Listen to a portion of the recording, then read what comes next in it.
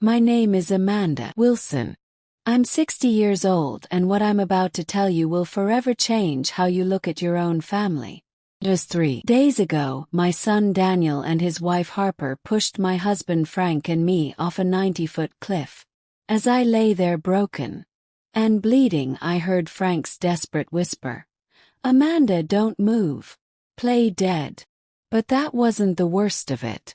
The worst was when Frank revealed a terrible truth our son had kept hidden for 25 years. For 4 decades, Frank and I built what we believed was the perfect family. We woke up every morning in our little suburban home where the smell of fresh coffee mingled with bird song.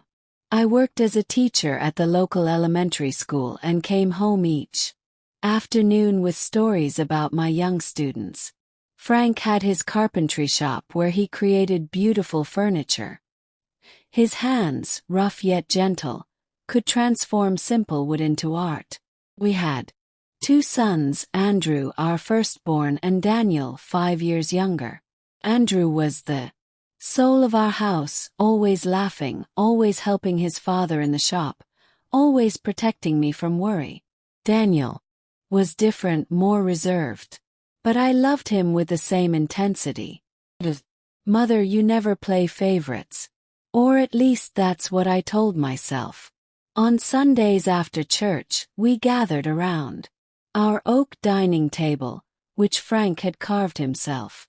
Andrew would share his plans to study engineering, while Daniel would remain silent, just picking at his food.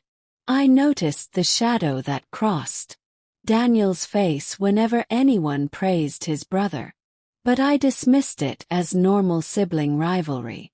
Life was simple, but beautiful. In the evenings, Frank and I would walk the trail around our small town, talking about our dreams, how we'd watch our grandchildren grow, how we'd grow old together in that very house. I never imagined those walks were training for the one that would almost kill me. On weekends, I'd host family gatherings where my sisters, Betty and Joan, would come with their husbands and children. The house would fill with laughter and children running everywhere. Frank was my perfect partner. After 40 years of marriage, he still brought me wild flowers he'd pick on his way home. He helped me grade my students' tests, and I held pieces of wood for him while he worked in his shop. We were a team, an unbreakable unit, or so I thought. At night we'd sit on the porch watching the stars, planning our future. We talked about traveling when we retired, seeing the ocean for the first time, building a smaller house once our kids started their own families. But perfect happiness, as I would discover years later, often hides the deepest tragedies. When Andrew turned 20, something changed in our family. He began to argue with Daniel about things I didn't understand. I'd hear them whispering in the hallway, falling silent when I appeared. Frank told me it was just brotherly stuff and would pass. I wanted to believe him because I needed to believe our family was still perfect. But I couldn't ignore the tension that filled our home. Whenever Andrew and Daniel were in the same room, Andrew would look at his brother with suspicion, while Daniel's eyes held something I couldn't quite name, resentment perhaps, or fear. "Mom," Andrew said to me one evening while helping with the dishes, "have you noticed anything strange about the bank statements lately?" "What do you mean?" I asked, hands deep in soapy water. He hesitated. "Nothing. Forget I mentioned it. I should have pressed harder. Should have demanded answers. But sometimes a mother's heart prefers comfort over truth." One night in October, exactly 25 years ago, Andrew didn't come home for dinner. We waited until 11, then midnight, then 10 a.m. Daniel was in his room supposedly studying. But I noticed something strange in his eyes whenever I asked about his brother. Frank went out to search with our neighbors. I checked Every corner of town, every trail, every place Andrew frequented. My stomach twisted with each passing hour. I called Andrew's friends, his girlfriend, even the local hospital. No one had seen him. I paced the kitchen floor until my legs ached, jumping at every sound, hoping it was Andrew's key in the door. Daniel remained in his room, emerging only when I called him for updates. His face was blank, emotionless in a way that should have alarmed me. He's probably just out with friends, Mom, Daniel said flatly. You know how he loses track of time. But Andrew wasn't like that. He was responsible, considerate. He always called if he'd be late. At dawn, they found his body at the bottom of the river gorge. The police said it was an accident, that he had probably stumbled in the dark. I never questioned that version because I couldn't imagine that. The truth was far more horrible. The call came at 5:17 a.m. I remember staring at the kitchen clock as Frank answered the phone, watching his face crumple. He said nothing, just handed me the receiver. Sheriff Thompson's voice was gentle but firm. Mrs. Wilson, I'm so sorry. We found Andrew. There's been an accident. My legs gave out, slid to the floor, still clutching the phone. Frank knelt beside me, his strong arms holding me as my world collapsed. Daniel appeared in the doorway, his expression unreadable. What happened? He asked, his voice oddly calm. Your brother, Frank managed to say, his voice breaking. He fell from the ridge at Carver's Gorge. Daniel nodded slowly, turned and walked back to his room. No tears, no cry of anguish, just a nod. Time I attributed it to shock. Now, the memory of his reaction sends shivers down my spine. Andrew's funeral was the darkest day of my life. I wore my only black dress, the same one I'd worn to my mother's funeral. Daniel was strangely composed for someone who had just lost his older brother. While I cried until I had no tears left, he remained silent, with an expression that now, knowing what I know, terrifies me. Frank never left my side that day, holding me up when my legs gave out, whispering words of comfort that I now know tasted bitter. In his mouth, his eyes were hollow, haunted by something beyond grief. But I was too consumed by my own pain to notice. After the funeral, our home felt like a museum of lost happiness.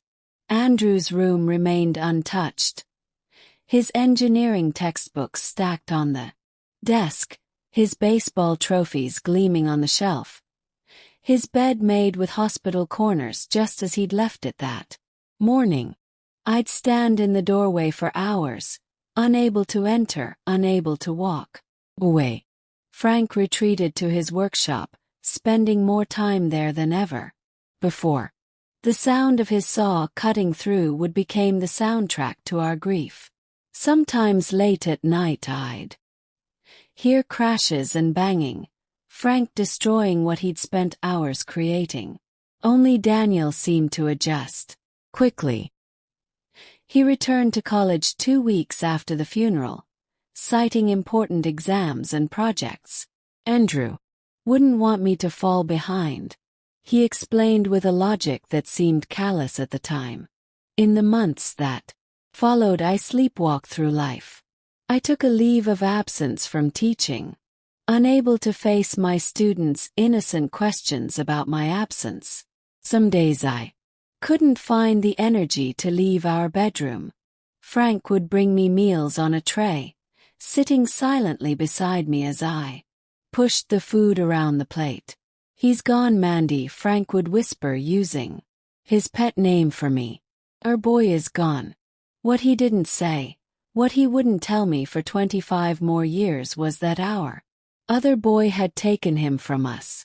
After Andrew's death, Daniel changed completely. He became more attentive, more loving, as if trying to make up for something. He helped me with chores, accompanied his father to the workshop, and brought me things when he saw I was sad. I thought it was his way of dealing with grief, of filling the void Andrew had left. How naive I was. What he was really doing was building a perfect mask to hide the monster inside. The years passed and the wound never fully healed, but we learned to live with it. I returned to teaching after 6 months, finding solace in my students' laughter. Frank continued his carpentry, though his pieces took on a darker tone, more angular, less inviting. We rarely spoke of Andrew, not because we'd forgotten him, but because remembering hurt too much. Daniel graduated from college with a business degree and, to our surprise, showed interest in carpentry. He apprenticed with Frank, learning the trade his father had intended to pass down to Andrew. He has a natural talent, Frank admitted one evening, his voice tight. His joints are perfect. I was pleased that father and son had found common ground, even as I noticed the strain in Frank's voice whenever he praised Daniel's work. At the time, I attributed it to the painful reminder of Andrew, who'd spent countless hours in the workshop before college. I didn't recognize it as the strain of a man forced to mentor his firstborn's killer. When Daniel was 28, he met Harper Lewis at a craft fair where he was selling pieces from the family business. She was elegant, sophisticated, and worked in marketing for a furniture chain. Within a year they were engaged. "She's perfect for him, isn't she?" I said to Frank as we watched them dance at their engagement party. Frank nodded, a tight smile on his face. "She certainly knows what she wants." Harper integrated herself into our family with remarkable efficiency. She called me mom and brought me expensive teas when she visited. She discussed business strategies with Frank, offering to help market Wilson-crafted furniture to a broader audience. On the surface, she was the perfect daughter-in-law, but there was something calculating in her eyes when she thought no one was looking. Daniel and Harper married in a lavish ceremony that seemed at odds with our family's modest lifestyle. Her parents, wealthy real estate developers from the next town, spared no expense. I felt out of place in my department store dress among Harper's friends in designer gowns. "Don't worry about it, Mom," Daniel assured me when I expressed concern about the cost. "Harper's parents are handling everything. Just enjoy the day." 2 years later, they gave us our first grandchild, a boy they named Ethan. Holding him in my arms, I felt a healing I hadn't thought possible. When their daughter Lily was born 3 years after that, our family felt complete again. Daniel opened his own workshop separate from Frank's, but using the Wilson name. Harper created a sleek website and social media presence. Business boomed. They built a house in an upscale neighborhood, drove luxury cars, and took expensive vacations. Daniel explained it as smart investments in Harper's business acumen, and we were happy for their success. Every Sunday, they'd bring the children for dinner. Harper would help me in the kitchen while Daniel and Frank took the kids to the workshop. These moments of domestic harmony were precious to me, proof that life could be good again after tragedy. "You've raised a wonderful son," Harper told me once as we prepared dinner. "He's so generous, so dedicated to family." I beamed with pride, not recognizing the irony in her words. The son I'd raised was neither wonderful nor dedicated to family. He was a pretender, a wolf in sheep's clothing biding his time. For 20 years we lived in this comfortable illusion. Frank and I retired me from teaching him from active woodworking, though he still puttered in his shop for pleasure. We lived frugally on our pensions and savings, content with our modest home and simple pleasures. Then came the day that would expose the first crack in the facade Daniel had so carefully constructed. 6 months ago, as Frank and I approached our 60th birthdays, Daniel suggested we update our will. Dad, you're both 60 years old now, he said during Sunday dinner. It's important to have everything in order. Harper nodded beside him, stroking my hand with fingers that would later push me to my death.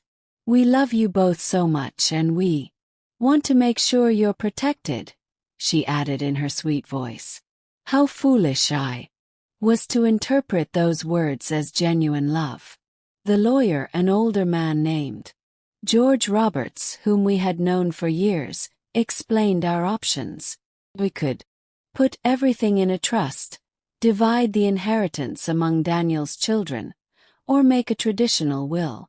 Daniel insisted on naming him and Harper as our sole heirs, arguing they would handle the equitable distribution to the grandchildren. Besides, he said, you're going to need us when you're older. Better for us to have access to the resources to take care of you properly. Something in his tone made me uncomfortable, but Frank seemed convinced. My husband, who had always been more trusting than me, accepted the proposal without much resistance. I had my doubts, especially since I remembered how Andrew had always talked about helping us financially when we got older. My oldest son had plans, dreams, of taking care of us when the time came, but Andrew was gone and Daniel was our only surviving child. We signed the papers on a Tuesday afternoon. Remember, Harper was wearing a pretty green dress and gave me a big hug afterward. Now we're officially a united family forever, she whispered in my ear. Her words gave me a chill, though I didn't understand why. That night, as I made dinner, I couldn't shake the feeling that I had made a terrible mistake. Frank was unusually quiet, staring out the kitchen window at his workshop. Frank, I said hesitantly. You think we did the right thing today? He didn't answer immediately, his eyes fixed on some distant point. It's practical, he finally replied. Daniel will make sure everything's handled properly. But there was doubt in his voice, a hesitation that I should have pursued further. The following weeks were strange. Daniel and Harper started visiting us more often, but their visits had a different feel. They no longer came just to spend time with family. They always had suggestions about how we should improve the house, what investments we should make, or what life insurance policies we should get. Mom, you should think about selling this big house and moving somewhere smaller, Harper said while examining our furniture with calculating eyes. We could help you find a comfortable apartment in town. But I loved our home. Every corner held a memory. Every room told a story of our 40 years of marriage. The kitchen where I had prepared thousands of meals for my family. The workshop where Frank created his masterpieces. The yard where our children and grandchildren had played. Couldn't imagine my life anywhere else. When I told them this, I saw a flicker of irritation in Daniel's eyes that chilled me to the bone. Mom, you're being irrational, he said in a tone he had never used with me before. This house is too big for 2 people your age. If you fall down the stairs or something happens, we won't be able to help you in time. Harper nodded vigorously. Besides, the upkeep must cost a fortune. It would be much smarter to sell now while the housing market is high and move to something more appropriate for your age. Frank began to consider their arguments. My husband, who had always been practical, started talking about the logic behind their suggestions, but I couldn't shake the feeling that there was something more behind all this pressure. One night, after another of these tense conversations, I asked Frank if he didn't think it was strange that Daniel was suddenly so interested in our financial affairs. "Amanda, he just cares about us," he replied while brushing his teeth. "Maybe we should consider his suggestions. We're not as young as we used to be." But I saw something in my husband's eyes. Shadow of doubt he didn't want to acknowledge. Now, I know that Frank already had his suspicions that he had started to connect dots I didn't even know existed. One afternoon, while Daniel and Harper were visiting, I overheard them talking in the kitchen. I had gone upstairs to get a photo album they'd asked to see, but stopped on the stairs when I heard my name. "Amanda is being stubborn about the house," Harper was saying, her voice low but intense. "We need that money, Daniel. The business can't take another quarter like the last one." "I know," Daniel replied, "but pushing too hard will just make her suspicious. We need to be patient." "We don't have time to be patient," Harper hissed. "The bank is breathing down our necks. Your parents are sitting on almost $200,000 between this house and their savings. If we don't figure something out soon." I must have made a sound because they suddenly fell silent. When I entered the kitchen a moment later, they were smiling as if nothing had happened. "Found the album, Mom?" Daniel asked, his voice perfectly normal. "Yes," I said, my hands trembling slightly as I placed it on the table. "Here are the pictures from your childhood you wanted to see." That night, I couldn't sleep. I lay awake staring at the ceiling, listening to Frank's breathing beside me, trying to understand why I felt so uneasy. The conversation I'd overheard played in my mind on repeat. Their business was failing. They needed our money. The friendly suggestions about selling our home suddenly took on a sinister tone. The next day, I decided to call my sister Betty for advice. Betty had always been sharper than me, more suspicious of people's intentions. When I told her about Daniel's pressure and what I'd overheard, she was silent for a long moment. "Amanda," she finally said, "doesn't it seem strange to you that Daniel is so anxious to control your money? I mean, he has his own business. He's always acted like he's doing well financially. Why would he need so much control over your finances?" Her words hit me like a slap. She was right. Daniel had always portrayed himself as successful, independent. Yet now he seemed desperate for access to our modest savings. "What should I do?" was her. "Don't sign anything else," Betty advised firmly. "And maybe look into their business. Public records can tell you a lot."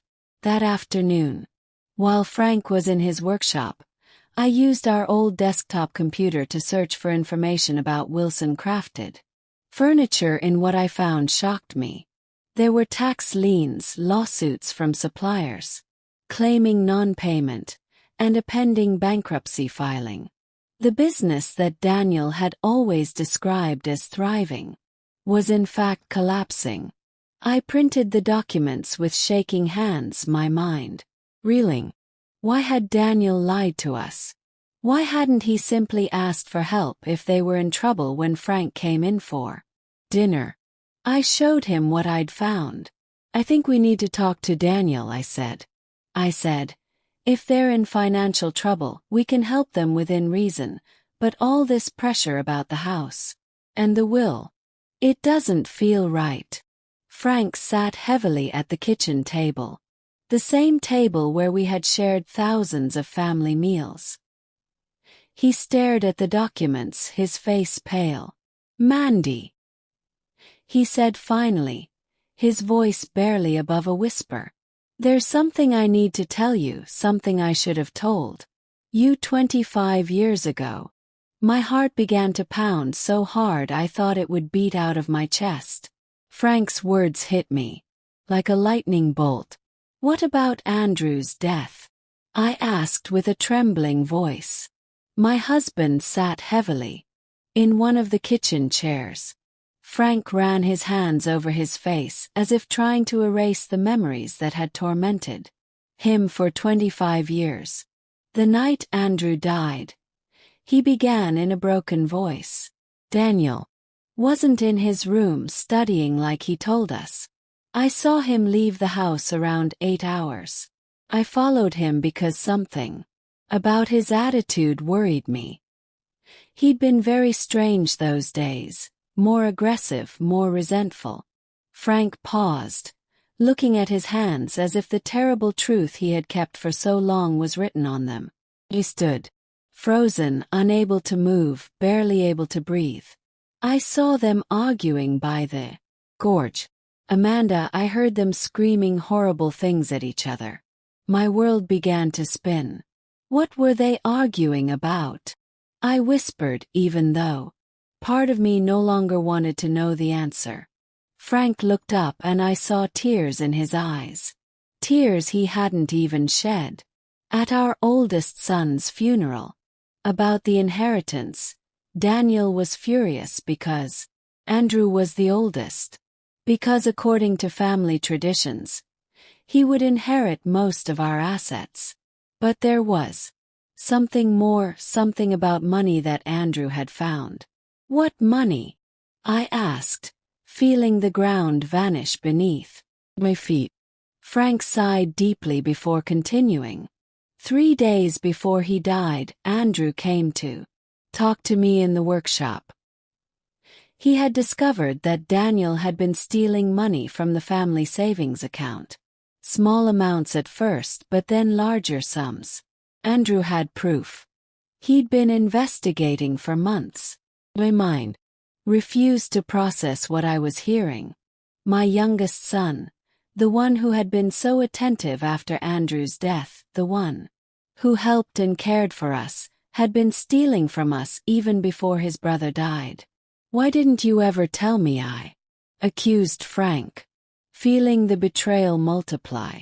Because when I got to the gorge that night, it was already too late, he replied in a choked voice. I saw Daniel standing next to Andrew's body.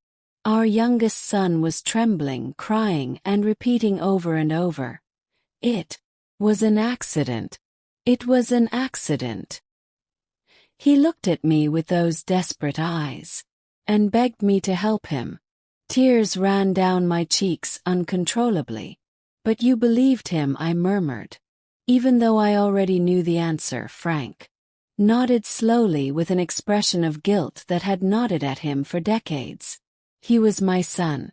Amanda, my youngest son, was asking for my help, and Andrew was already dead. I couldn't bring one back to life by destroying the other. I thought it was really an accident that Daniel had learned his lesson, that he would become a better man after this. And the stolen money? I asked, needing to know every detail of this nightmare. Daniel promised he would pay it back little by little, that he had taken the money to invest in a business that had gone wrong. He swore he would never do something like that again. And I believed him. Amanda, God, forgive me. But I believed him because I needed to believe my son wasn't a killer. I got up from the table, stumbling, holding onto the wall so I wouldn't fall. Everything I had believed about my family, about my surviving son, about the last 25 years of my life, was a lie. Did he pay the money back? I asked, although I already knew the answer from the look on Frank's face. Never, he replied. In fact, he kept stealing small amounts that I pretended not to notice. Because confronting him would mean admitting I had covered up a murderer. I became his accomplice. Amanda. Every time I stayed silent, every time I pretended not to see the bank accounts dwindle, I became more of his accomplice. The horrible reality began to take shape in my mind. That's why he's so interested in controlling our finances. Now I murmured. It's not because he cares about us.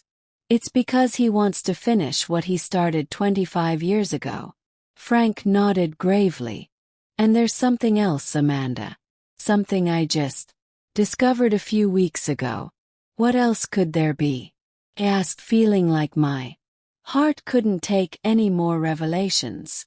Frank went to his desk and pulled out some papers he had been hiding under other documents. I've been discreetly investigating Daniel's finances. His carpentry business isn't doing as well as he wants us to believe. In fact, he's on the verge of bankruptcy. Owes more than $100,000 to several banks and suppliers. The papers trembled in my hands as I read the numbers. Daniel wasn't the successful man he pretended to be. He was a desperate failure who had been living on lies and stolen money for decades. Does Harper know all this? I asked, remembering her sweet smile and loving hugs. I'm sure she does, Frank replied. I've noticed how she directs the conversations when they talk about our money, how she asks specific questions about our savings, the value of the house, our life insurance policies. They aren't innocent questions, Amanda. They are questions from someone calculating exactly how much our deaths are worth. That sentence chilled me to the bone. Our deaths, I repeated in a whisper. It was the first time I had considered that Daniel might want to cause us physical harm. Until that moment I thought he just wanted to rob or cheat us. But if he had killed his own brother for money, what would stop him from killing his parents for the same reason, Frank? I said, grabbing his hands. We have to go to the police. We have to tell them the truth about Andrew and about what's happening now. But my husband shook his head with a look of hopelessness that broke my heart. With what evidence, Amanda? I'm an accomplice to covering up a murder. If I talk now, I'll go to jail too.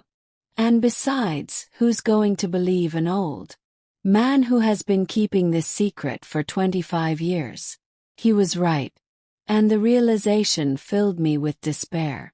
Ooh. We just wait for him to kill us like he killed Andrew. We're going to be very careful, Frank said, trying to sound more confident than he really was.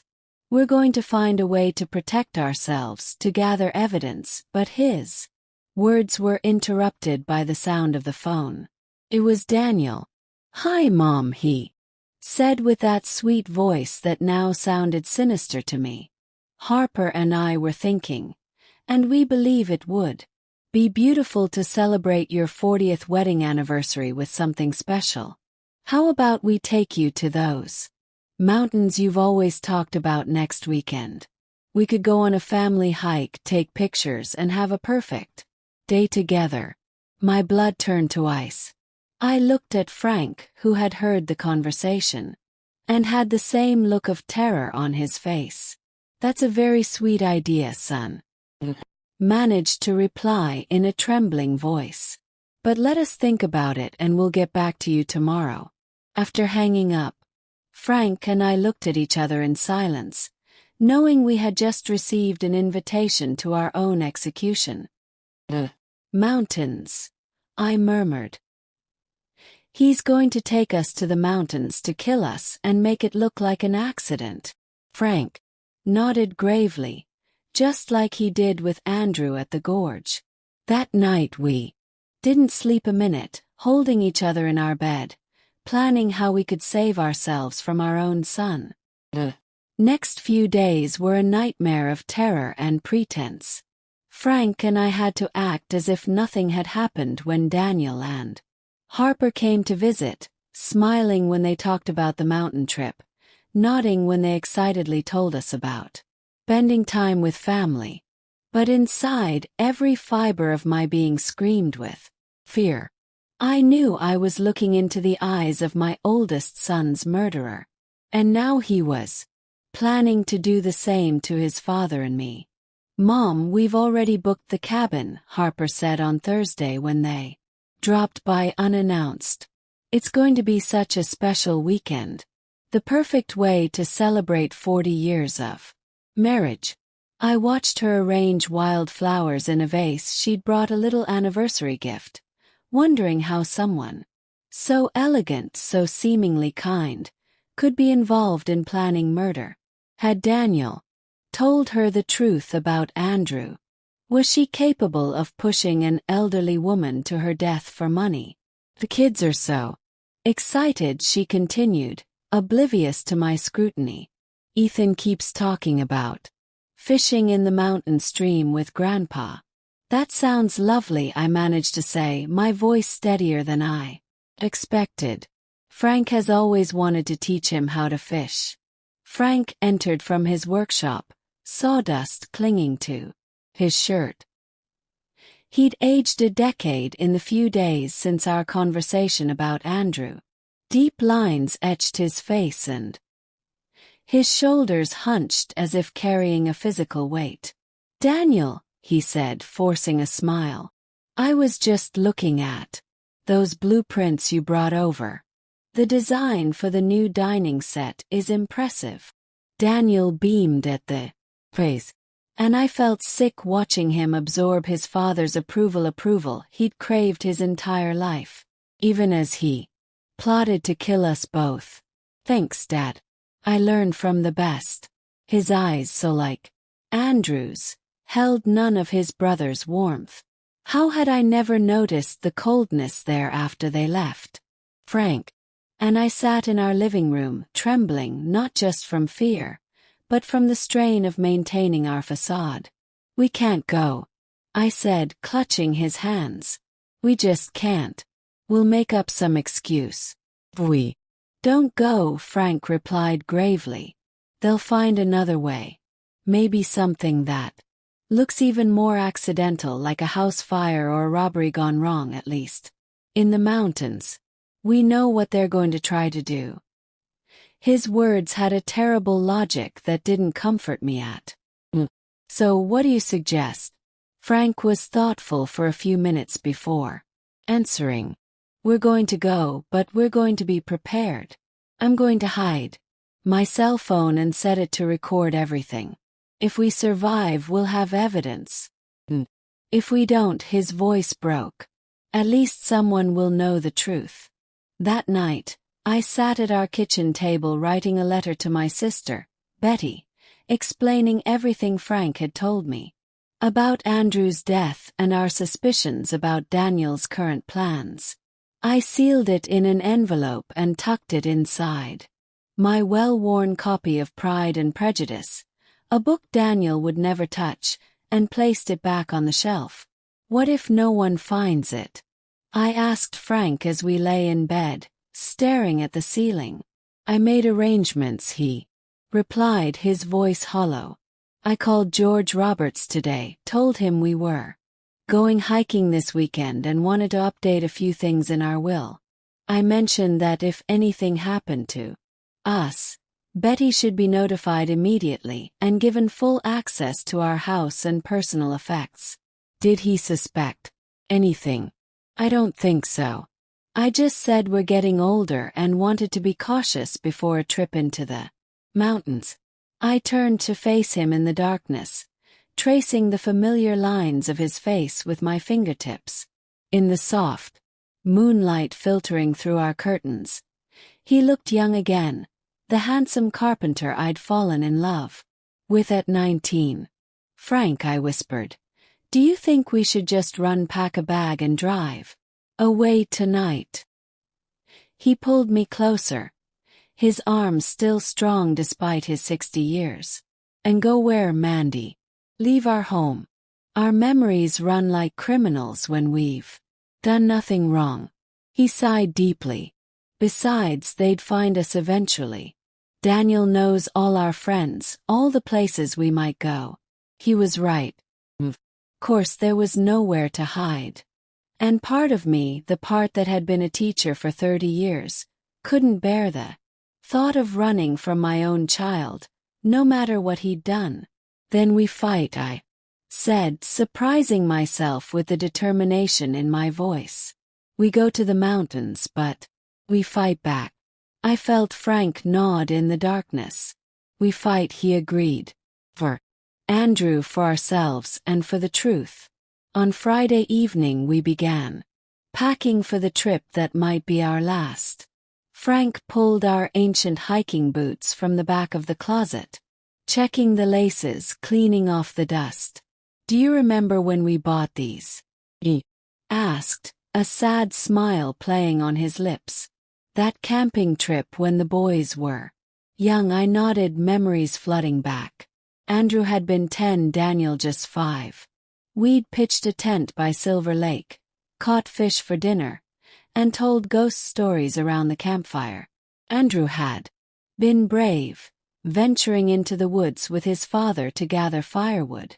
Daniel had clung to me, afraid of the shadows between the trees.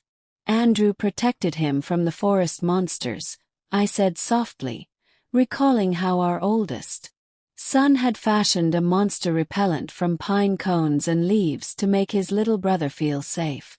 The irony wasn't lost on either of us, the protected becoming the predator. Frank set the boots aside and pulled out his Swiss Army knife, checking each tool methodically. He slipped it into his pocket without comment. Next came a small first aid kit, which he supplemented with extra bandages and antiseptic. Just in case, he murmured, though we both knew what kind of injuries he was anticipating. I packed light, a change of clothes, our medications, a flashlight with fresh batteries. In the side pocket of my backpack, I hid a small can of pepper spray I'd bought years ago when I worked late at the school. I'd never imagined I might use it against my own son. As I zipped the bag closed, the phone rang. It was Harper. Amanda, I'm just checking in about tomorrow, she said, her voice honey. We'll pick you up around 8 if that works. The weather's supposed to be perfect. Clear skies, not too hot. Perfect weather for a murder, I thought bitterly. It sounds fine, dear. Should we bring lunch? Don't worry about a thing, Harper replied. I've got it all planned. Sandwiches, fruit, cookies for the kids, and champagne, of course, to celebrate your anniversary. How thoughtful of her to bring champagne to toast our deaths. That's very kind, I said, amazed at how normal I sounded. Frank and I are looking forward to it. The lie felt like acid on my tongue. After hanging up, I went to find Frank in his workshop. He was standing at his workbench, staring at a photograph in a simple wooden frame. Andrew at 18, cap and gown, his future bright before him. He would have been 45 this year, Frank said without turning around. Probably married, maybe. Children of his own. I placed my hand on his shoulder, feeling the slight tremor there. I keep thinking about his last day, I said. How ordinary it was. I made pancakes for breakfast. He was rushing out to meet friends, but he stopped to kiss my cheek. Love you, Mom, he said. Just like that, the last words I ever heard from him. Frank turned, embracing me as the tears came. Tears we'd both held back for too long, afraid that once we started crying we might never stop. I failed him, Frank whispered into my hair. I should have gone to the police that night. Should have made Daniel face the consequences. Maybe then we both failed him, I said. And we failed Daniel too, in different ways. The thought surprised me, but I knew it was true. By keeping Andrew's murder secret, Frank had denied Daniel the chance to face his crime, to seek redemption. And I had been blind to the darkness in my younger son, seeing only what I wanted to see. We stood there, holding each other amid the sawdust and tools, grieving not just for Andrew but for the family we thought we had. The family that had never really existed. When we finally separated, Frank's expression had changed. The grief remained, but determination had taken hold as well. "There's something I haven't told you," he said, moving to a cabinet in the corner of the workshop. He unlocked it with a key from his pocket and pulled out a thick file folder. "I've been gathering information on Daniel and Harper for months." Stared at him in shock as he spread the contents on his workbench. Financial statements, property records, loan applications, a paper trail of deceit spanning years. "How did you get all this?" "Some of it is public record. Came from George Roberts. He's been our lawyer for 30 years. And he was concerned about how aggressively Daniel was pushing for control of our assets, and some he hesitated. Some came from Andrew's things. He was investigating Daniel before he died. I found his notes hidden in an old toolbox. Leap through the documents, my teacher's mind automatically organizing and connecting the information. What emerged was a pattern more disturbing than I'd imagined. "They've been planning this for years," I said in disbelief. "Look at these life insurance policies they took out on us both, naming Daniel as the sole beneficiary." Frank nodded grimly. "Look at this." He pointed to a bank statement from 6 months ago. "They're completely broke. The business is underwater. Their house is mortgaged to the hilt and they've maxed out 5 credit cards. But they seem so successful," I said, thinking of their beautiful home, Harper's designer clothes, the expensive private school the children attended. "It's all smoke and mirrors," Frank replied. "They've been living beyond their means for years, borrowing from one source to pay another. Now it's all collapsing. They need cash and they need it fast. Our deaths would solve their problems," I murmured. The reality of our situation sinking in deeper. The life insurance, the house, our savings, it would be enough to clear their debts and start over. Exactly. Frank gathered the documents, returning them to the file. "And Daniel has experience making murder look like an accident." A chill ran through me despite the warm evening. "Ooh. You think Harper knows about Andrew?" Frank considered the question. "Don't know, but she's certainly willing to kill us for money. So, does it really matter?" He was right. Whether Harper knew about Andrew's murder or not, she was complicit in planning ours. The sweet, sophisticated woman who called me Mom was in reality calculating the profit from my death. As we continued preparing for the trip, I made one last desperate attempt at normally baking oatmeal cookies for the grandchildren. The familiar routine, measuring flour, creaming butter and sugar, temporarily soothed my frayed nerves. I imagined Ethan's face lighting up when I handed him the container. Lily asking for just one more, "Please, Grandma." Would I ever see those faces again after tomorrow? Would I ever hear Lily's giggle or feel Ethan's small hand in mine? Thought of my grandchildren brought a new wave of anguish. What would happen to them if our suspicions were correct? If their parents were convicted of murder, they would lose everything. Parents, grandparents, home, security. Frank, I called, the realization striking me with force. The children, if something happens to us and Daniel and Harper are responsible, the children will be orphans. Frank appeared in the kitchen doorway, his face ashen. I didn't think of that. We stood in silence, the weight of this new concern pressing down on us. Finally Frank spoke. "Betty would take them," he said. "She and Jim are good people. They'd make sure Ethan and Lily were loved and cared for." I nodded, clinging to this small comfort. Betty and Jim had raised 3 wonderful children of their own.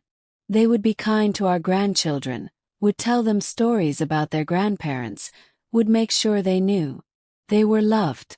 As night fell, Frank and I sat on our porch swing, watching the stars emerge, one by one. The same stars we'd gazed at with Andrew and Daniel when they were boys, naming constellations, making wishes on shooting stars. Do you remember what Andrew always wished for? Yes. Frank smiled. The first genuine smile I'd seen in days. To go to space. Every shooting star, every birthday candle, always the same wish. He would have made it too. I said he was so determined. We swung gently in the darkness, cherishing these memories, stealing these moments of peace before the storm. If something happens tomorrow, Frank said quietly, we don't make it back. I know, I interrupted, squeezing his hand. I love you too. For 40 years and beyond. We went to bed early, though neither of us expected to sleep. Frank held me close, his heartbeat steady against my back. Memorized the feeling of his arms around me, the scent of sawdust and aftershave that had been the backdrop of my life for 4 decades. Tomorrow we would face our son, the son who had murdered his brother, who had stolen from us for years, who now planned to kill us both for money. We would face him not just with fear, but with knowledge, with evidence, and with the determination to survive. As I drifted into an uneasy sleep, my last thought was of Andrew, his bright smile, his kind eyes, his protective nature. If there was any justice in this world, his spirit would be with us tomorrow. We would need all the help we could get. The doorbell rang at precisely 8 o'clock. I took a deep breath, smoothed my shirt, and opened the door with what I hoped was a convincing smile. "Good morning," Harper chirped, looking fresh and elegant in expensive hiking gear that had probably never seen a trail. "Ready for our adventure?" Behind her, Daniel was loading gear into their luxury SUV backpacks. A cooler, what looked like climbing equipment. Ethan and Lily were already buckled in the back seat, their excited faces visible through the window.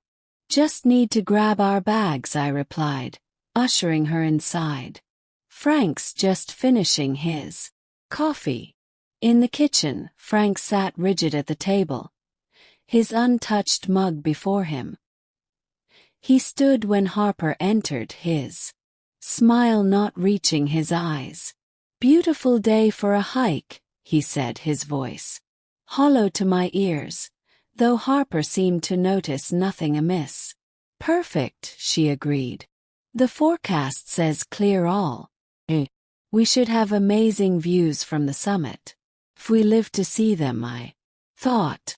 Daniel appeared in the doorway, all enthusiastic energy. "Mom, Dad, today's going to be great.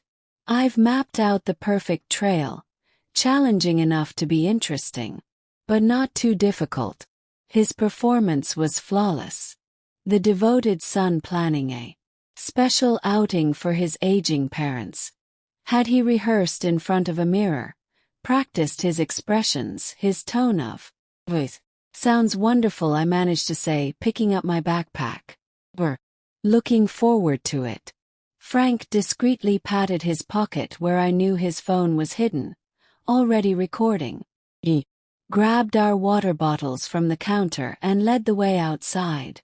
The children's excitement was genuine and contagious.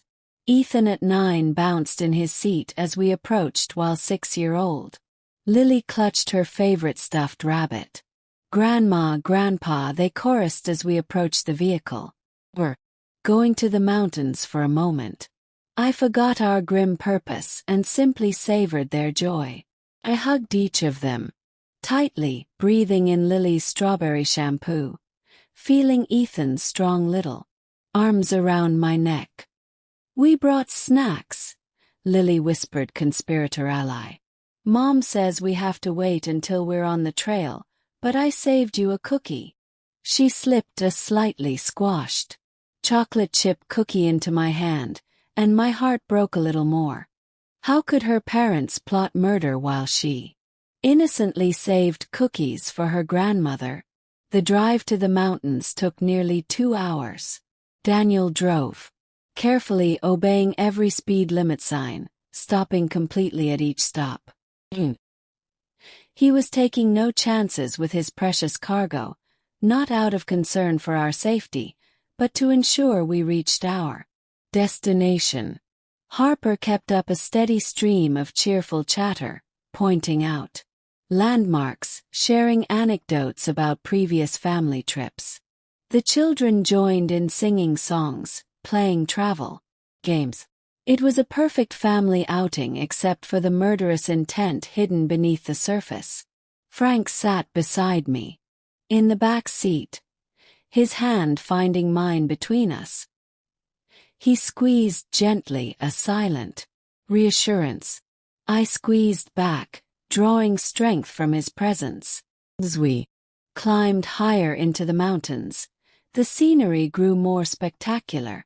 Towering pines lined the winding road, giving way occasionally to breathtaking vistas of valleys below. In different circumstances, I would have marveled at the beauty. Now, each curve in the road brought us closer to our confrontation with death. Almost there, Daniel announced as he turned onto a gravel road. The trailhead is just about 5 minutes up this way. I watched the back of his head, the familiar shape of his ears, so like Frank's, the dark hair, beginning to gray at the temples. My son, my child, the boy I had nursed through fevers, taught to read, comforted after nightmares, now a man, planning to orphan his own children for money. Where had I gone wrong? What had I missed? These questions had haunted me since Frank's revelation, though I knew they had no satisfactory answers. Some darkness had always lived in Daniel, perhaps a shadow that had grown and festered over the years, nurtured by jealousy, greed, and the terrible secret he shared with his father. We arrived at a small clearing marked by a weathered wooden sign, Eagle's Ridge Trail. Beyond it, a narrow path disappeared into dense forest. Few other cars were parked in the small lot, a worrying sign. Daniel and Harper wouldn't want witnesses to what they planned. Here we are, Daniel said brightly, parking next to a red pickup truck. Eagle's Ridge has the best views in the state. Wait until you see the lookout point at the top. I met Frank's eyes briefly. The lookout point, that would be where they planned to do it. A tragic accident. An elderly couple falling from a scenic overlook. So sad. So preventable. We exited the vehicle, the children immediately racing around the clearing, burning off energy after the long drive. Daniel and Harper unloaded the gear with practice efficiency. Ethan, Lily, come help carry your packs, Harper called, handing each child a small backpack. Remember what we discussed. You're responsible for your own water and snacks. The children dutifully donned their packs. Ethan, helping his sister adjust her straps. They look so innocent, so normal. They have any idea what their parents were planning? Course not. They were just excited for a day in the mountains with their family. Daniel approached with our backpacks heavier than the ones we'd packed ourselves. Added some extra water and trail mix, he explained, and a first aid kit just in case. Or perhaps to make our bodies heavier, to ensure we fell faster, hit harder. Thank you, son, Frank said, his voice steady as he accepted the pack. Always prepared. Daniel beamed at the praise like he had as a child whenever Frank acknowledged his efforts. The need for his father's approval still drove him even now, even as he planned Frank's murder. Harper gathered us together at the trailhead, pulling out her expensive camera. Let's get a picture before we start, she suggested. To commemorate the day, we arranged ourselves in front of the sign, Frank and I in the center, Daniel and Harper. On either side, the children kneeling in front. Perfect family portrait. Will, Harper called, setting the timer and rushing to join us. I forced my lips into a smile, wondering if this photo would later be shown at our funeral, the last picture taken of the happy couple before their tragic accident. Would people notice the tension in our posture, the fear in our eyes, or would they see only what they expected to see? A family enjoying a day together. The camera flashed, capturing the moment for posterity, for evidence. All right, let's hit the trail, Daniel said, consulting a map he pulled from his pocket. It's about 3 miles to the lookout point, mostly uphill but not too steep. We should take it slow. No rush. No rush indeed. They had all day to implement their plan. We set off single file. Harper leading the way with Lily. Then Ethan, followed by me and Frank. Daniel brought up the rear, supposedly to make sure no one falls behind, but more likely to keep us in his sight at all times. The trail was beautiful, winding through old-growth forest. Sunlight filtered through the canopy, creating dappled patterns on the forest floor. Birds called from the branches overhead, and occasionally small creatures rustled in the underbrush. Another life, I would have stopped to identify wildflowers, to point out interesting fungi to the children, to breathe deeply of the pine-scent air. Instead, every step filled me with dread, every bend in the trail bringing us closer to the confrontation I knew was coming. After about an hour of hiking, we reached a small clearing with fallen logs arranged as seating. Harper suggested a rest break, distributing water bottles and granola bars. How are you holding up, Mom? Daniel asked, his concern appearing genuine. Not too tired. I'm fine, I assured him, taking a small sip of water. It's a lovely trail. Dad, you okay? Daniel turned to Frank, who was breathing a bit heavily. Just not as young as I used to be, Frank replied with a forced chuckle. But I'm enjoying the hike. Watched Daniel assess his father's condition, calculating. Would Frank's apparent fatigue accelerate their plans? Or would they stick to the original location, the lookout point with its convenient cliff? The children were full of energy, exploring the clearing, collecting pine cones and interesting rocks. Lily brought me a small purple wildflower. For you, Grandma, she said, placing it carefully in my hand. Because purple is your favorite. I hugged her close, breathing in her sweet scent. Thank you, sweetheart. Beautiful. How could her parents rob her of her grandparents? How could they live with themselves, knowing the trauma they were about to inflict on their own children? After the break, we continued upward. The trail grew steeper, the forest thinner as we gained elevation. Glimpses of the valley below appeared between trees. Spectacular vistas that would normally have had me reaching for my camera. Not much further, Harper called back to us. Maybe another half-mile to the lookout. Frank took my hand, squeezing it tightly. This was it. We were approaching the location Daniel and Harper had chosen for our accident. I felt Frank's phone press against my palm. As he discreetly passed it to me, I slipped it into my pocket, understanding his intent. If we were separated, we'd both have evidence. The trail curved sharply to the right, and suddenly the forest opened up. Before us stood a rocky outcropping that jutted over the Valley Eagles Ridge, the lookout point Daniel had described. The view was breathtaking, mountains stretching to the horizon, a river winding like a silver ribbon through the valley floor, forests and meadows creating a patchwork of greens and golds. It would have been a beautiful last sight. We made it, Daniel exclaimed, dropping his pack on a flat rock. What do you think worth the climb? It's spectacular, I admitted, moving cautiously toward the edge. The drop was at least 90 feet with jagged rocks below.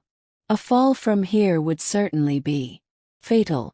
Harper was already setting up her camera on a tripod, directing Ethan and Lily to stand near the edge, but not too close for photos. They posed obediently, their small forms silhouetted against the vast landscape. Frank, Amanda, let's get some pictures of you two together, Harper suggested after finishing with the children. Stand over there with the valley behind you. Pointed to a spot dangerously close to the cliff edge. Frank and I exchanged glances, but moved carefully to the indicated position. I felt the weight of the phone in my pocket, recording everything. Perfect, Harper exclaimed, snapping several photos. Now could you move back a bit? I want to capture more of the view. One step back would put us right at the edge of the cliff. This was it, the moment they had planned. Frank's hand tightened around mine. Think. We're good right here, he said firmly. The view is spectacular enough from this spot. I saw frustration flash across Harper's face, quickly masked by a smile. Just a tiny bit back, she coaxed. The composition would be so much better. Daniel approached from the side, his movements casual but purposeful. Dad, let me show you the best spot for photos. He positioned himself behind us, ready to push. I felt a surge of adrenaline, my teacher's instincts taking over.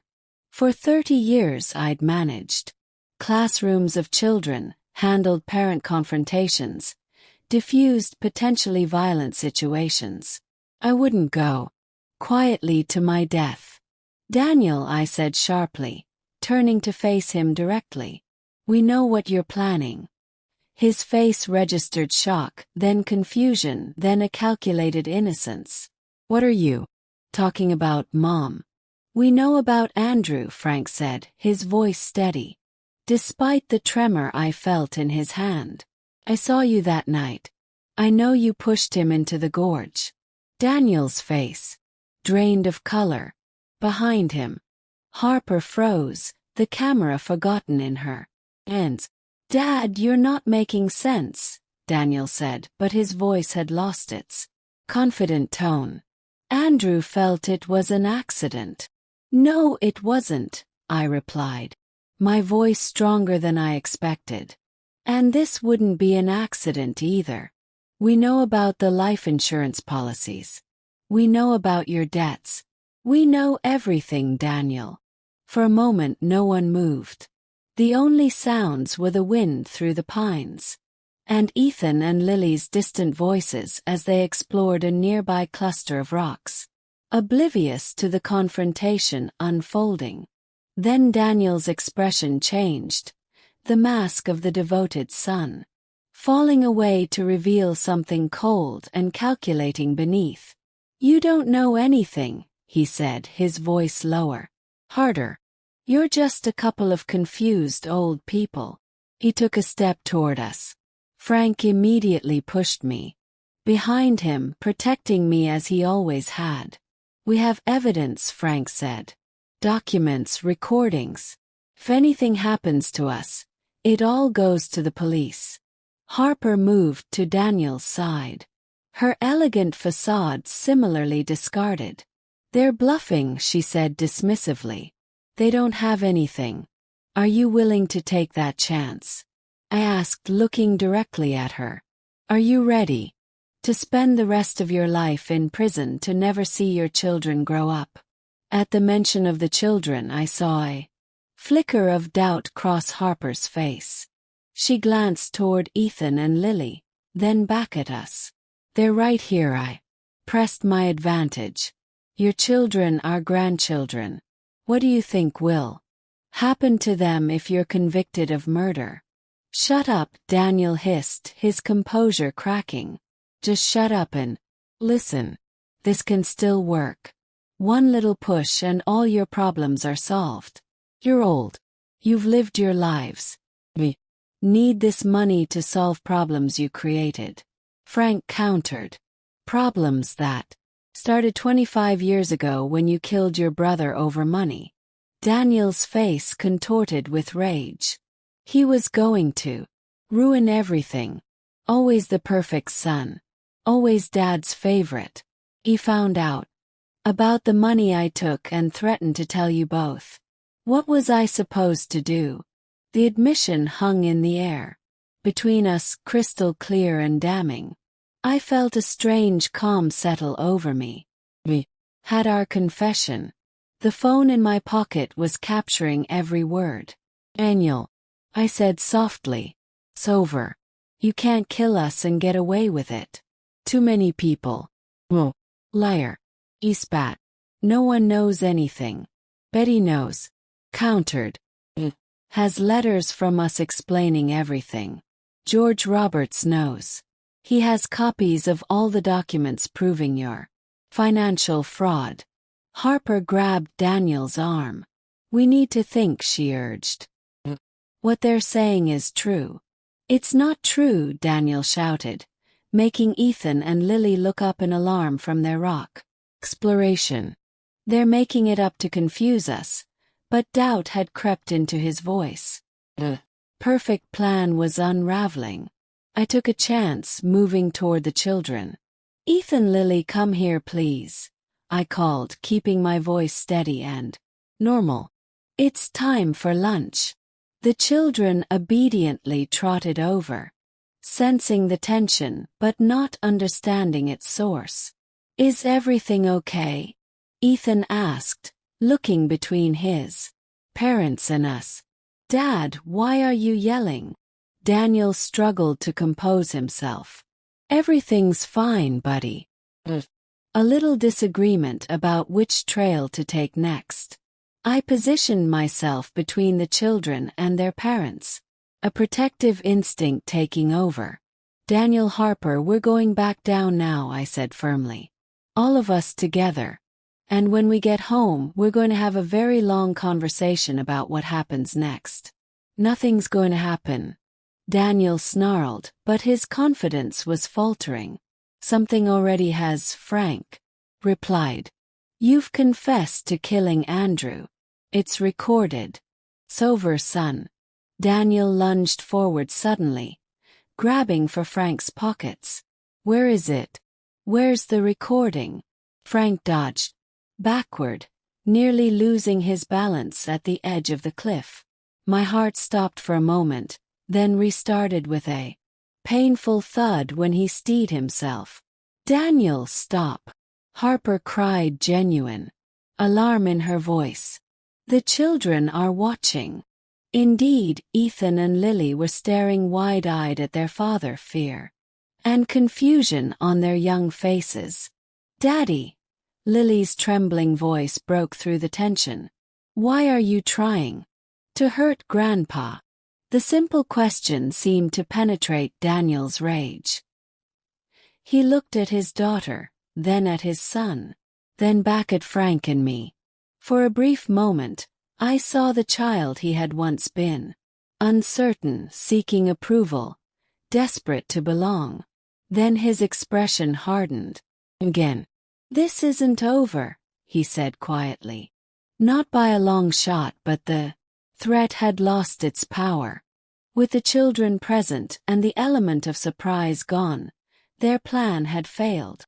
Daniel might have been willing to murder his parents, but even he drew the line at traumatizing his children by committing the act in front of them. Let's go, Harper said, her voice tight with suppressed emotion. We'll deal with this later.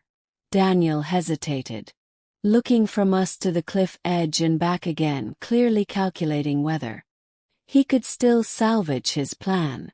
The children, Daniel, I reminded him gently. Think of your children. With a last venomous look, he turned away, gathering his pack. Fine, we're leaving, but this conversation isn't finished. As we prepared to descend, I felt no relief, only a grim determination to see this through to the end. We had survived the immediate threat, but the danger was far from over. Daniel and Harper were cornered now, their desperation making them even more unpredictable. The journey back down the mountain would be as perilous as the climb up, in ways that had nothing to do with the terrain. The descent began in tense silence. Harper led the way again, but her earlier cheerful commentary had vanished. Daniel insisted that Ethan and Lily walk with their mother, while he positioned himself directly behind Frank and me, monitoring us, I suspected, to ensure we didn't try to contact anyone. The beautiful forest trail now felt ominous, each shadow potentially harboring new danger. I kept my hand in my pocket, fingers wrapped around Frank's phone, our only tangible evidence of Daniel's confession. About a half-mile from the lookout point, the trail forked. The main path continued downward toward the parking area, while a smaller, less defined trail branched off to the right. "This way," Daniel said, abruptly pointing to the smaller path.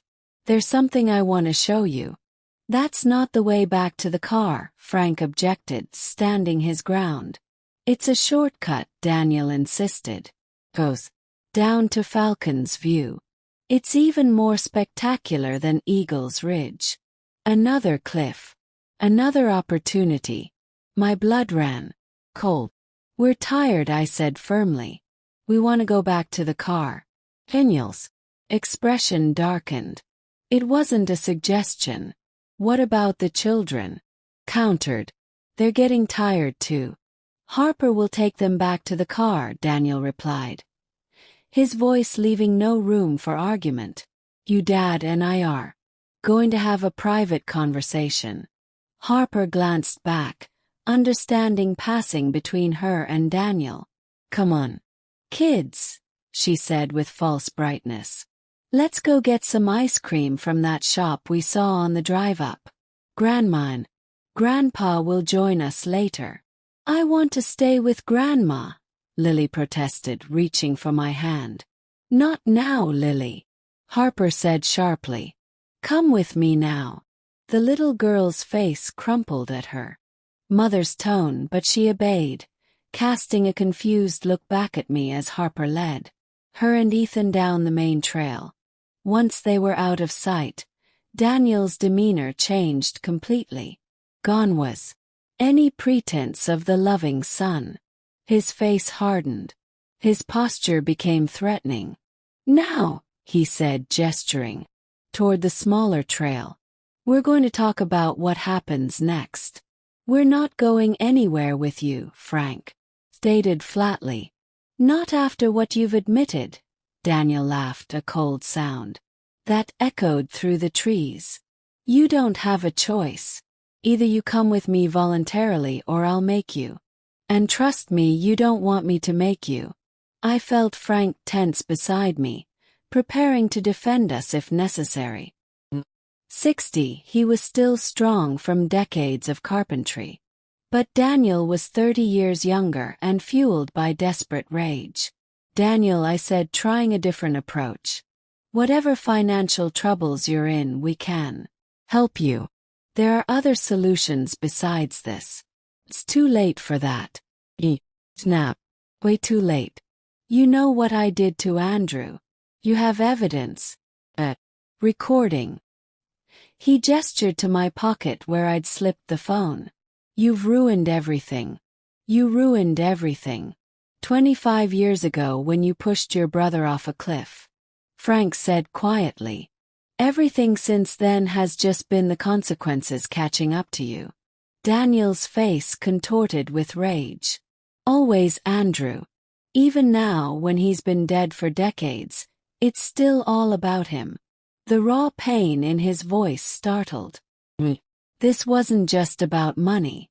It was about a lifetime of perceived rejection, of feeling second best, of toxic jealousy that had festered for decades.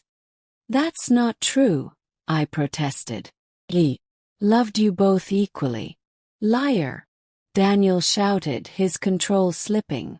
Dad spent every weekend in the workshop with Andrew.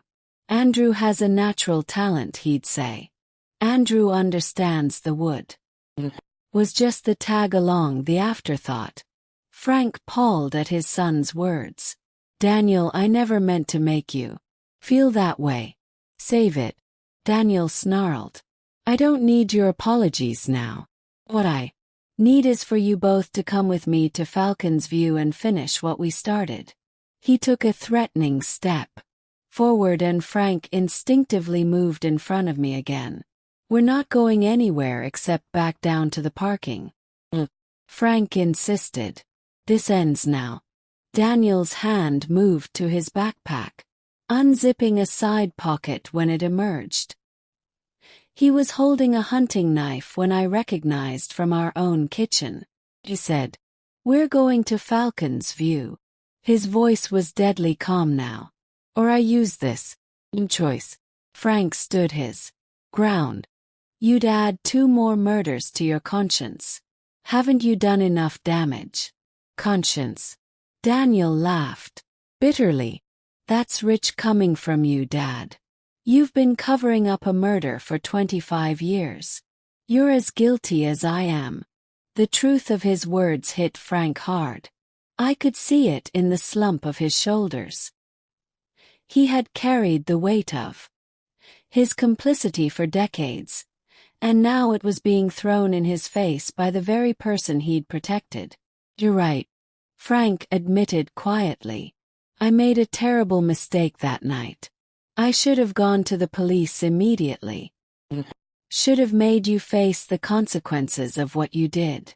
Maybe then you would have had a chance to become a better man. For just a moment something flickered across Daniel's face. Regret perhaps, or a glimmer of the boy he had once been, before murder and lies had consumed him. But it vanished as quickly as it had appeared. Too late for that now, he said coldly. Way too late. Now move. He gestured with the knife toward the smaller trail. Frank and I exchanged glances silently, communicating as only couples who have spent 40 years together can do. We had to play for time to find an opportunity to escape or call for help. Reluctantly, we started down the narrower trail. Daniel close behind us, knife at the ready. The path was overgrown and treacherous with loose rocks that shifted under our feet. It wound around the mountain rather than directly down, and I soon realized we were indeed heading toward another overlook, one even more isolated than Eagle's Ridge. Daniel, I tried again. Think about what you're doing. Think about Ethan and Lily. I'm thinking about them, he retorted. I'm thinking about the future they'll have if I go to prison for Andrew's murder. I'm thinking about the shame they'll live with. I'm doing this for them. They'll live with even more shame if you kill us, I pointed out. They'll grow up without their parents. Is that what you want for them? Shut up, he snapped, but I could tell the words had hit home. Just keep walking. The trail narrowed further, hugging the mountainside with a steep drop to our right.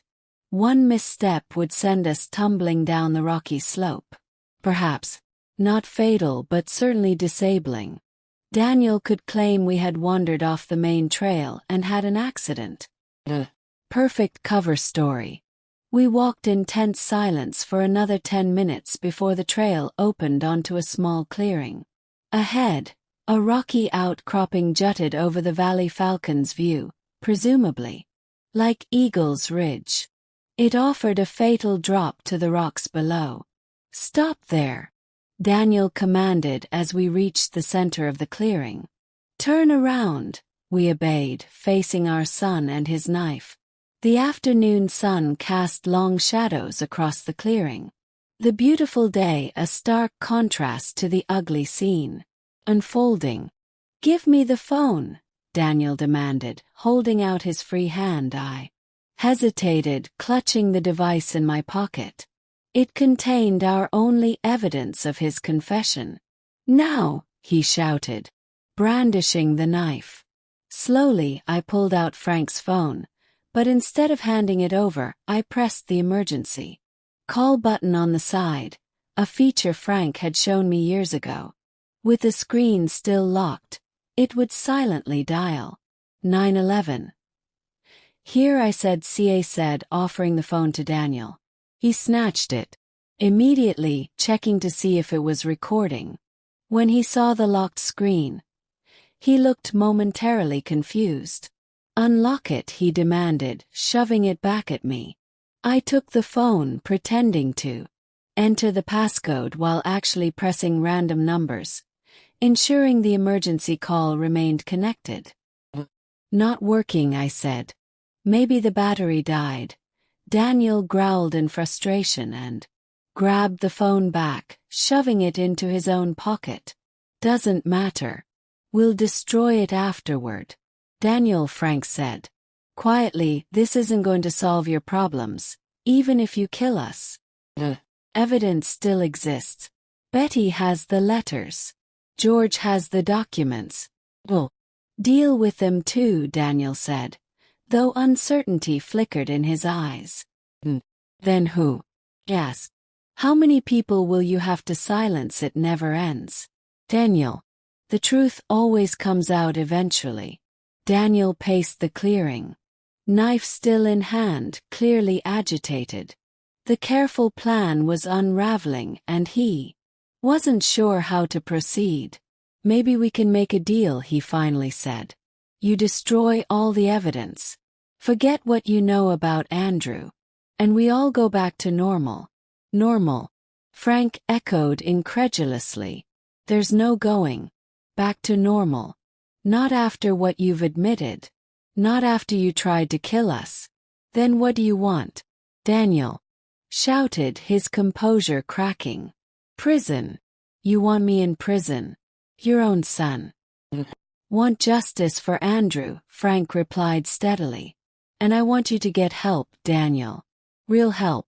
Daniel laughed bitterly. "There's no help for what I've done. And there's no way out of this for any of us. Don't you see? Has to end. Here today." He moved toward the cliff edge, gesturing with the knife for us to follow. "Over there now." We remained rooted in place. "No, Daniel," I said firmly. "We're not going to let you kill us." His face contorted with rage. "Don't have a choice." He lunged forward, grabbing my arm roughly and dragging me toward the edge. Frank immediately intervened, grappling with Daniel despite the knife. "Run, Amanda!" Frank shouted as he struggled with our son. "Get help!" I hesitated, unwilling to leave Frank facing Daniel alone. A moment of indecision proved costly. Daniel broke free from Frank's grip and slashed wildly with the knife, catching Frank across the forearm. Blood immediately soaked through his shirt sleeve. "Frank!" I screamed, rushing to his side. Daniel used the distraction to grab me, yanking me toward the cliff edge with surprising strength. Fought back, drawing on reserves I didn't know I had, kicking and clawing as he dragged me. Despite his injury, Frank tackled Daniel from behind. All three of us tumbled to the ground, dangerously close to the edge. A tangle of limbs and desperate struggle. The knife skittered away across the rocky ground. "Stop fighting!" Daniel shouted, his face red with exertion. "It's over. It's all over." In the chaos of the struggle, I heard a sound that froze my blood. The cracking of rock beneath us. Edge of the cliff, weakened by erosion, was giving way. "Move back," I screamed. "Edges breaking." But it was too late. With a sickening lurch, the ground beneath us collapsed. The world tilted, then disappeared as we fell, locked together. In a deadly embrace, screaming as the air whistled around us and the rocky ground approached at breakneck speed. The impact was brutal. I heard the horrible sound of bones cracking, the sound of my own body shattering against the rocks. The pain was indescribable, but even more terrible was the taste of blood in my mouth, and the certainty that this time Daniel had won. This time, there would be no witnesses to tell the truth. But then I heard Frank's voice, weak but clear. "Amanda, don't move. Play dead." And I realized something. Incredible, I was still alive. The pain was so intense I thought I would lose consciousness. Every fiber of my body screamed in agony. I felt blood running down my face and something wet and sticky soaking my clothes. But Frank's voice echoed in my ears like a divine command: play dead. With a willpower I didn't know I possessed, I remained completely still, controlling even my breathing so it would be imperceptible.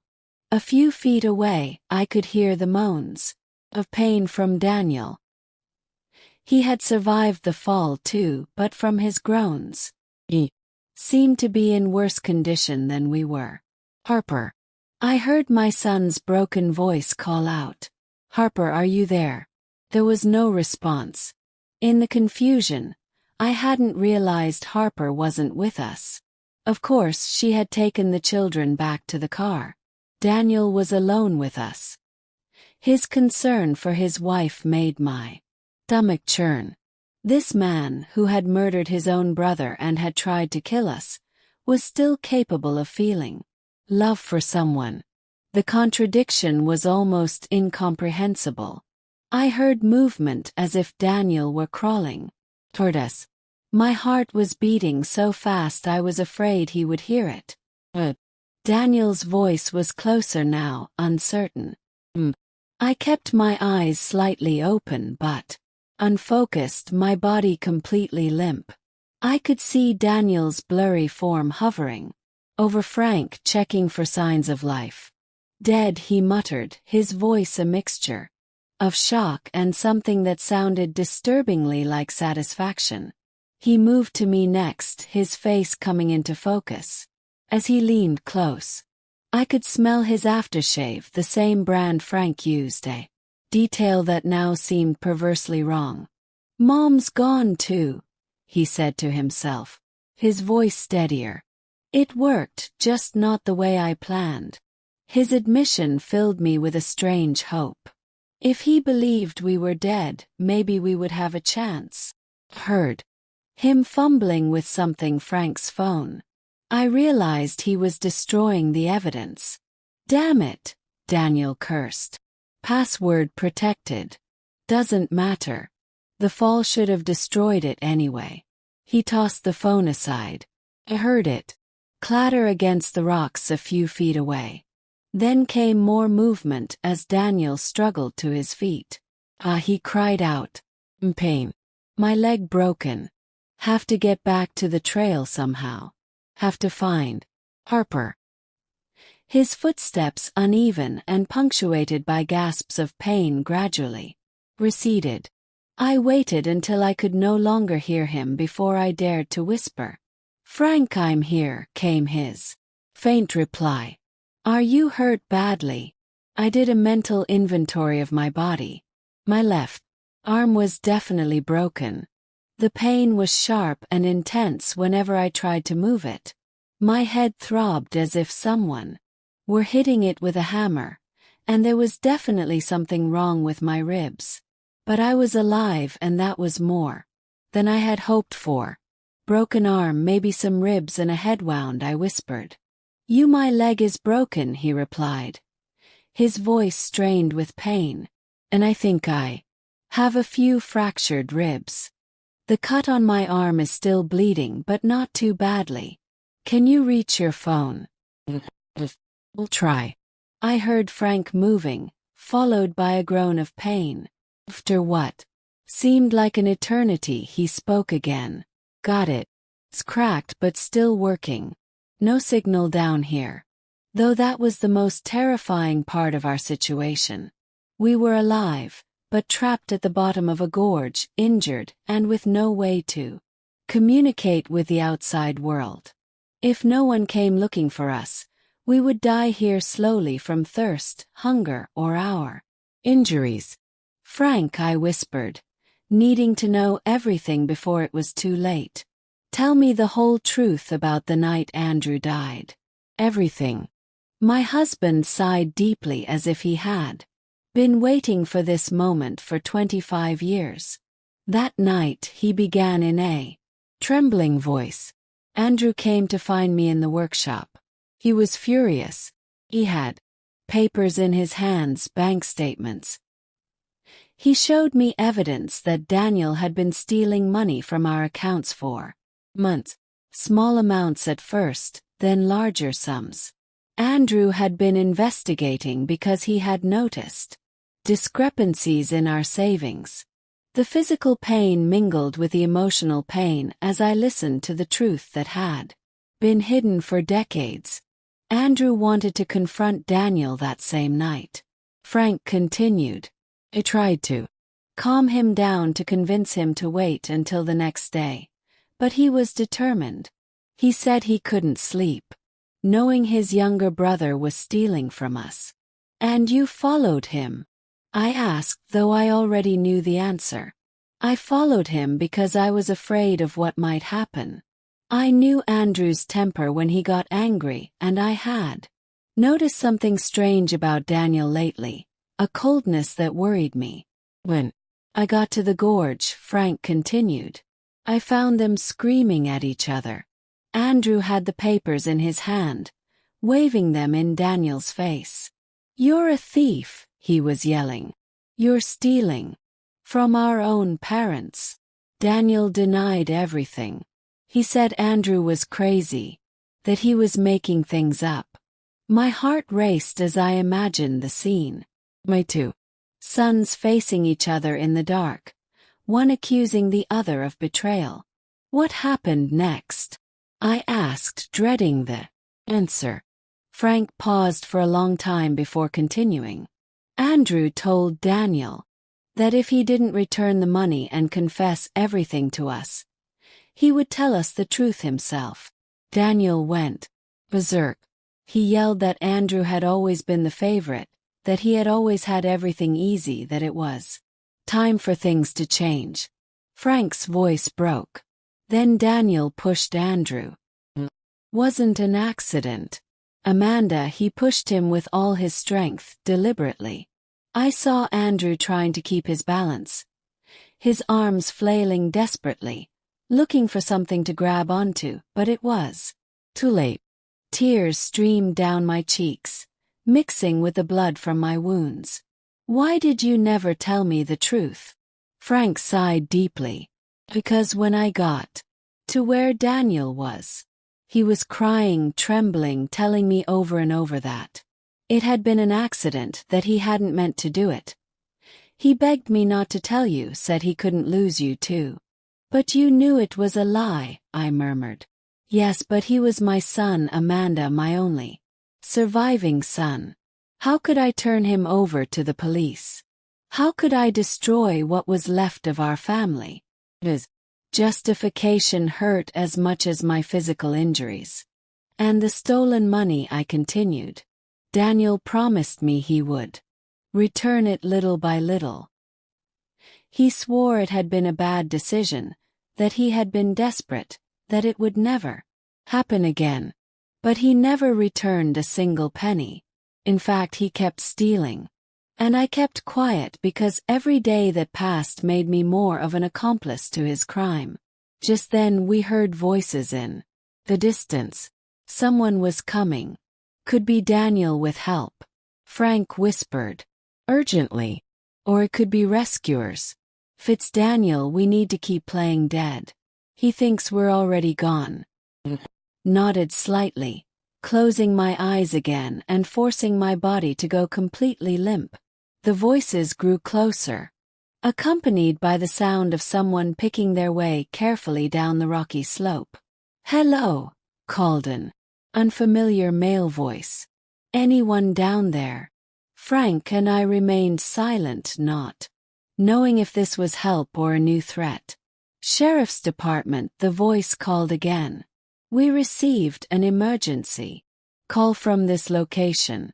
The 911 call, it had gone through after all. Relief flooded through me, but I remained motionless, waiting for confirmation that it was truly help arriving.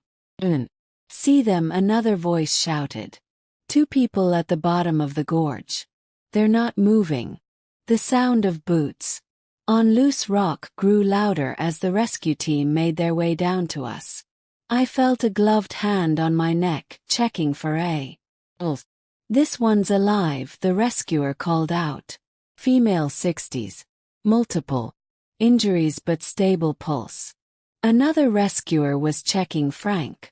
This one too, male, same age also. Oh well, then did I allow my eyes to open fully, blinking against the late afternoon sunlight. Ma'am, can you hear me? The first rescuer asked, a young woman with kind eyes visible above her mask. My name is Paramedic Chen. You're going to be okay. We're going to get you out of here. Husband, I croaked, my voice barely audible. Is he? He's alive, Chen assured. Injured but alive. Can you tell me your name? Amanda Wilson, I whispered. And that's my husband. Frank. Mrs. Wilson, can you tell me what happened? How did you fall? I gathered my strength, knowing this was my chance to tell the truth. My son Daniel, he tried to kill us. He pushed us. Chen's eyes widened with shock, but her professional demeanor didn't waver. Your son pushed you intentionally? Yes, I confirmed. He killed my other son 25 years ago. Same way. We have proof on my husband's phone. Chen looked to her colleague, concern evident in her expression. Going to inform the sheriff, she said quietly. This isn't just a rescue anymore. While they stabilized our injuries and prepared us for transport, I heard snippets of radio communication mentioning a possible attempted homicide and instructions to locate and detain Daniel Wilson. The process of being lifted out of the gorge was excruciating. Despite the pain medication they administered, every movement sent fresh waves of agony through my broken body. But I endured it silently, focusing on a single thought: we had survived, and now the truth would finally come out. As they loaded me into the rescue helicopter, I caught a glimpse of Frank on a stretcher beside mine. His face was pale and drawn with pain, but when our eyes met, I saw determination there. We had made it this far. We would see justice done. The helicopter ride to the hospital was a blur of pain and noise. Paramedic Chan worked on me continuously, checking vital signs, adjusting in 4 drips, speaking reassuring words that were largely drowned out by the roar of the rotors. I kept my eyes fixed on Frank whenever possible, drawing strength from his presence, even as I worried about the severity of his injuries. Upon arrival at County Memorial Hospital, we were immediately separated. Frank taken to surgery for his leg and the deep knife wound on his arm. Me to the trauma unit for assessment. I tried to protest, wanting to stay with my husband, but the medical team was insistent. Mrs. Wilson, your husband is in good hands. Doctor assured me. Right now we need to take care of you. You have multiple fractures and a concussion. The next few hours passed in a fog of examinations, X-rays and treatments. I learned that my left arm was broken in 2 places. 3 ribs were fractured, and I had a significant laceration on my scalp that required stitches. Painful but not life-threatening. I would recover. When I was finally settled in a private room, a tall man in a sheriff's uniform appeared at my door, knocking gently on the frame. Mrs. Wilson, I'm Sheriff Robert Townsend. If you're up to it, I'd like to ask you a few questions about what happened today. I nodded, wincing at the movement. My husband, is he okay? Mr. Wilson is out of surgery. The doctors say he's stable but sedated. They had to set his leg and repair some torn blood vessels in his arm. Sheriff Townsend pulled a chair close to my bed. Ma'am, Paramedic Chan reported that you claimed your son pushed you and your husband off that cliff deliberately. That correct? Yes, I replied firmly. And it's not the first time he's done something like this. 25 years ago, he killed his brother Andrew the same way. The sheriff's eyebrows rose. That's a very serious accusation. You know, he tried to sit up straighter, ignoring the pain. And we have proof. Frank's phone recorded everything. Daniel's confession about Andrew, his plan to kill us. We recovered a damaged phone at the scene. Townsend confirmed. Our tech team is working on it now, but I need to hear your full statement. Over the next hour, I told Sheriff Townsend everything. Andrew's death, Frank's decades-long silence, Daniel's financial troubles, the mounting pressure for us to change our will, and finally the events on the mountain that day. He listened without interruption, taking careful notes. Where is my son now? I asked when I had finished. Did you find him? Townsend's expression grew serious. Our son was apprehended attempting to leave the state park in his vehicle. His wife and children were with him. He claimed that you and your husband had wandered off the main trail and he'd been unable to find you. And Harper, what did she say? Mrs. Wilson Lewis maintains that she left the hiking party early with the children and knows nothing about any confrontation or fall. She claims her husband returned to the car injured, saying he had fallen while searching for you both. I wasn't surprised. Harper would protect herself at all costs, even if it meant throwing Daniel under the bus. The children, I asked, concern overwhelming me. What will happen to them?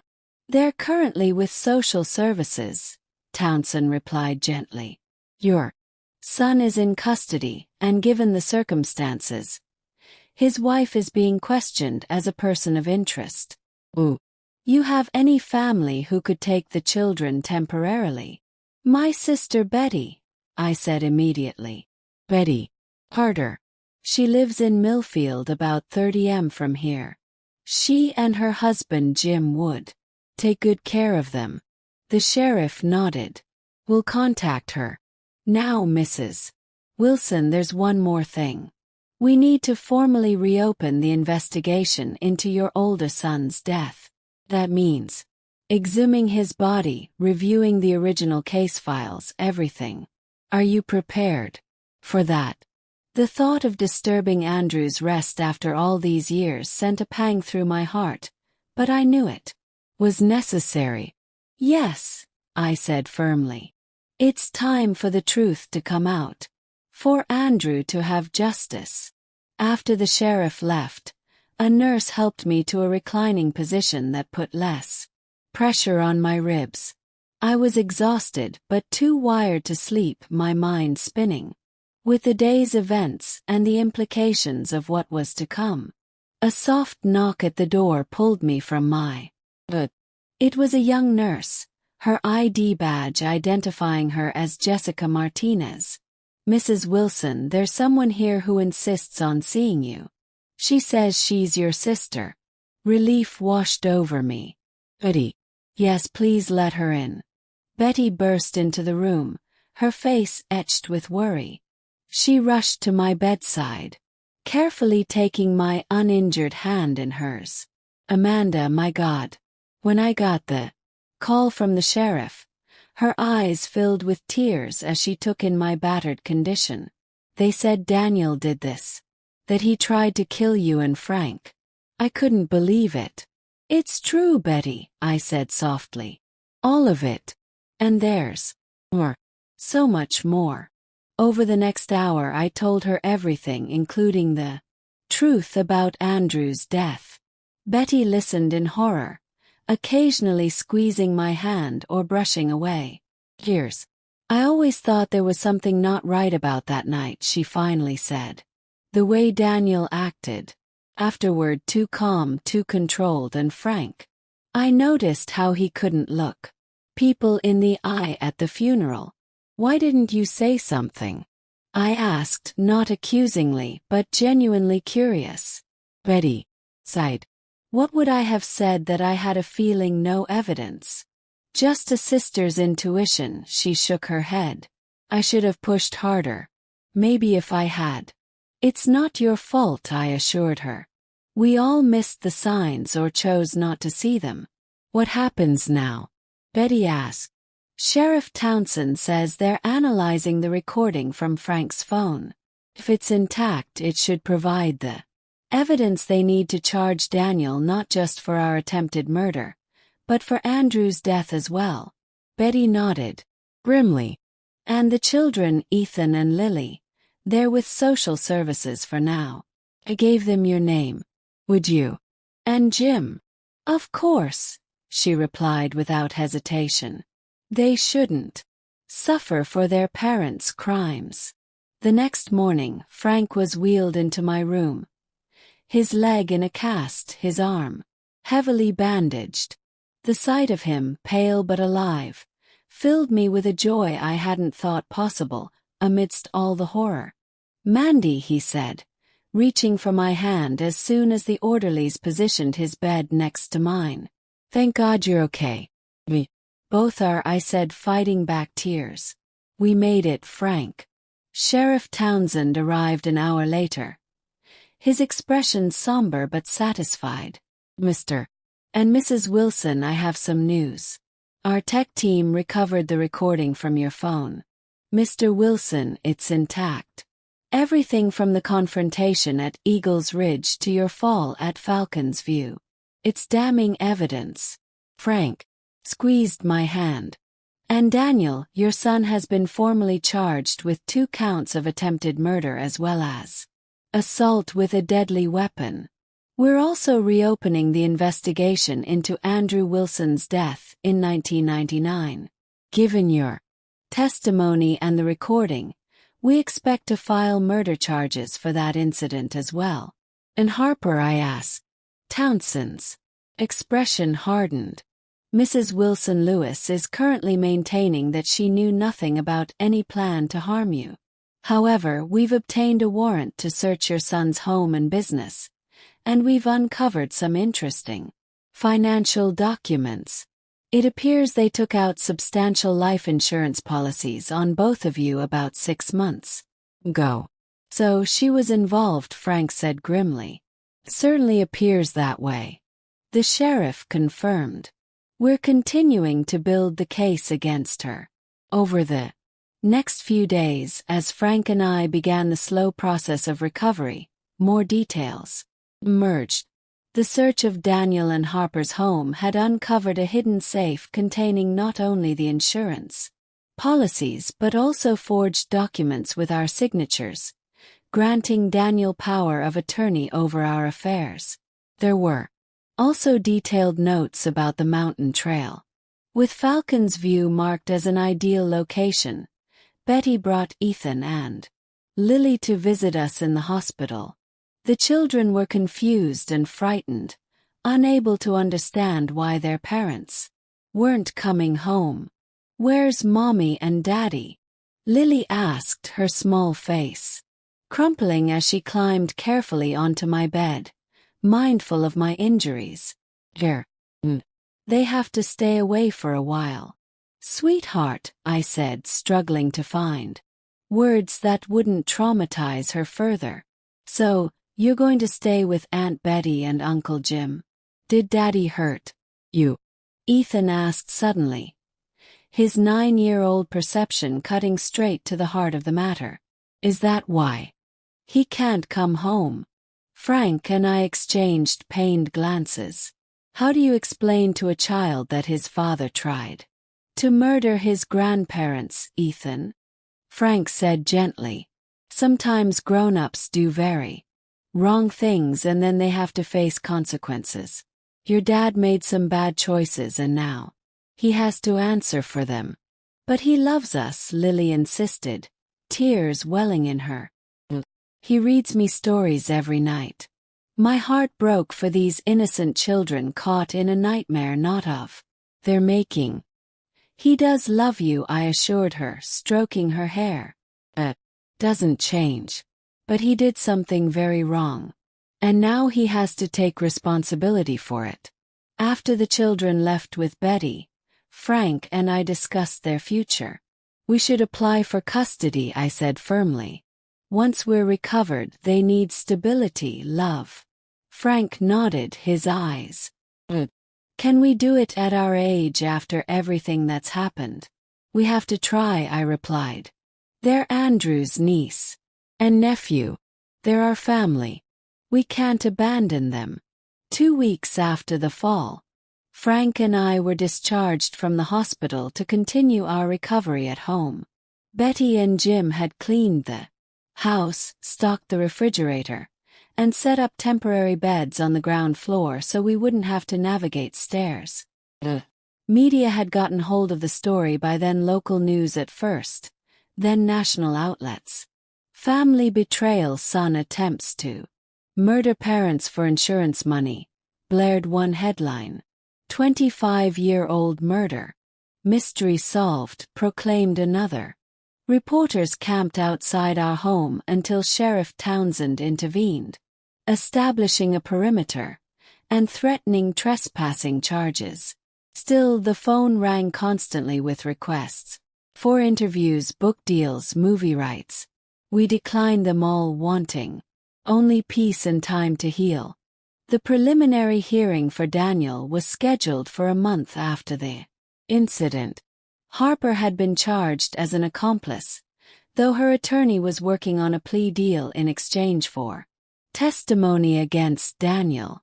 The evidence against both was overwhelming: the recording, the financial documents, the life insurance policies, and now a mountain of forensic evidence from both the recent fall and the reopened investigation into Andrew's death.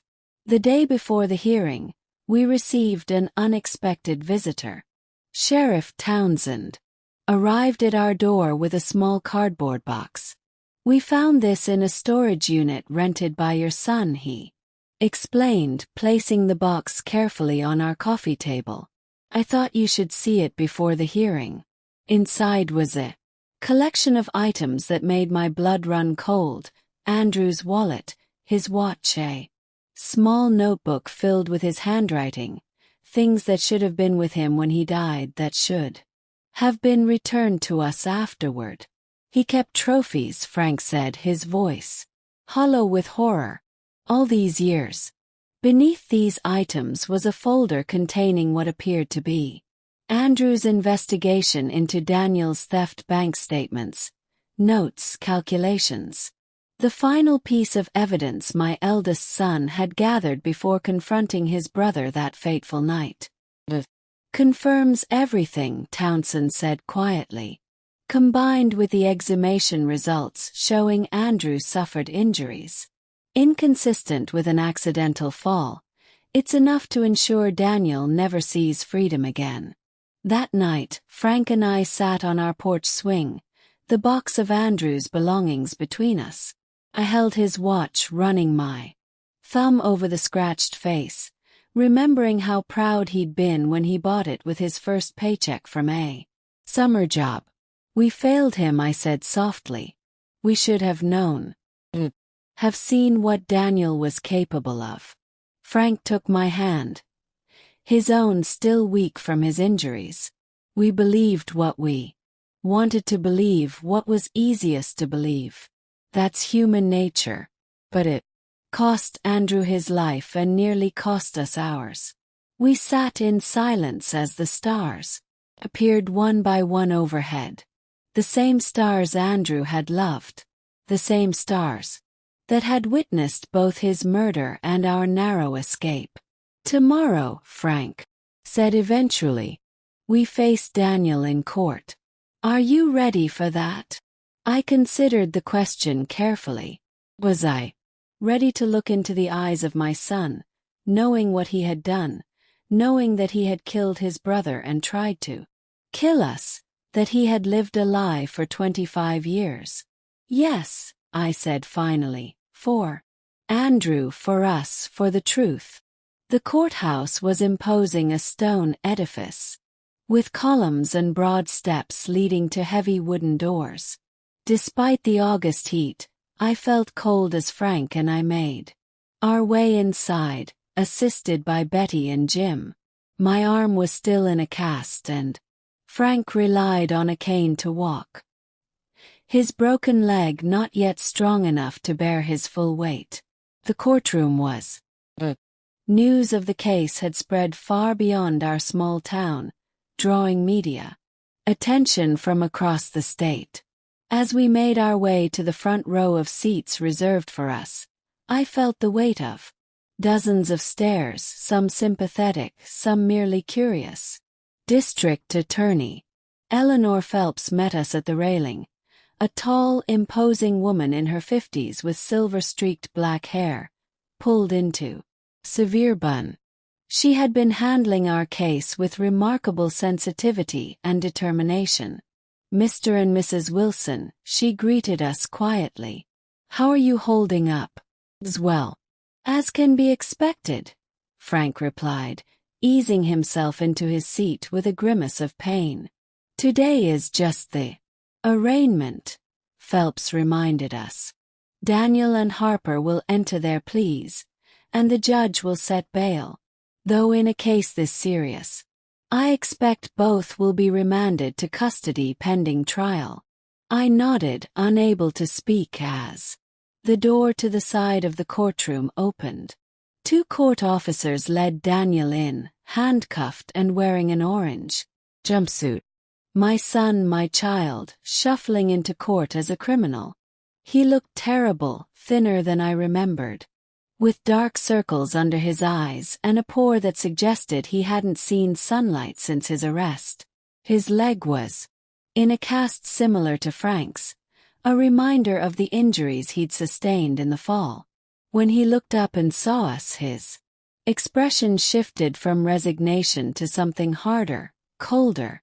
Harper was brought in separately, her usually perfect appearance diminished by the jail uniform and lack of makeup. Unlike Daniel, she didn't look at us, keeping her eyes fixed on the floor as she was guided to her place beside her attorney. All rise, the bailiff called as Judge Harriman entered the courtroom. The Honorable Judge Michael Harriman, presiding. The judge, a stern-faced man with wire-rimmed glasses, took his seat and surveyed the courtroom. Be seated. We're here for the arraignment of Daniel Wilson and Harper Wilson Lewis on multiple charges. Let's proceed. The clerk read the charges.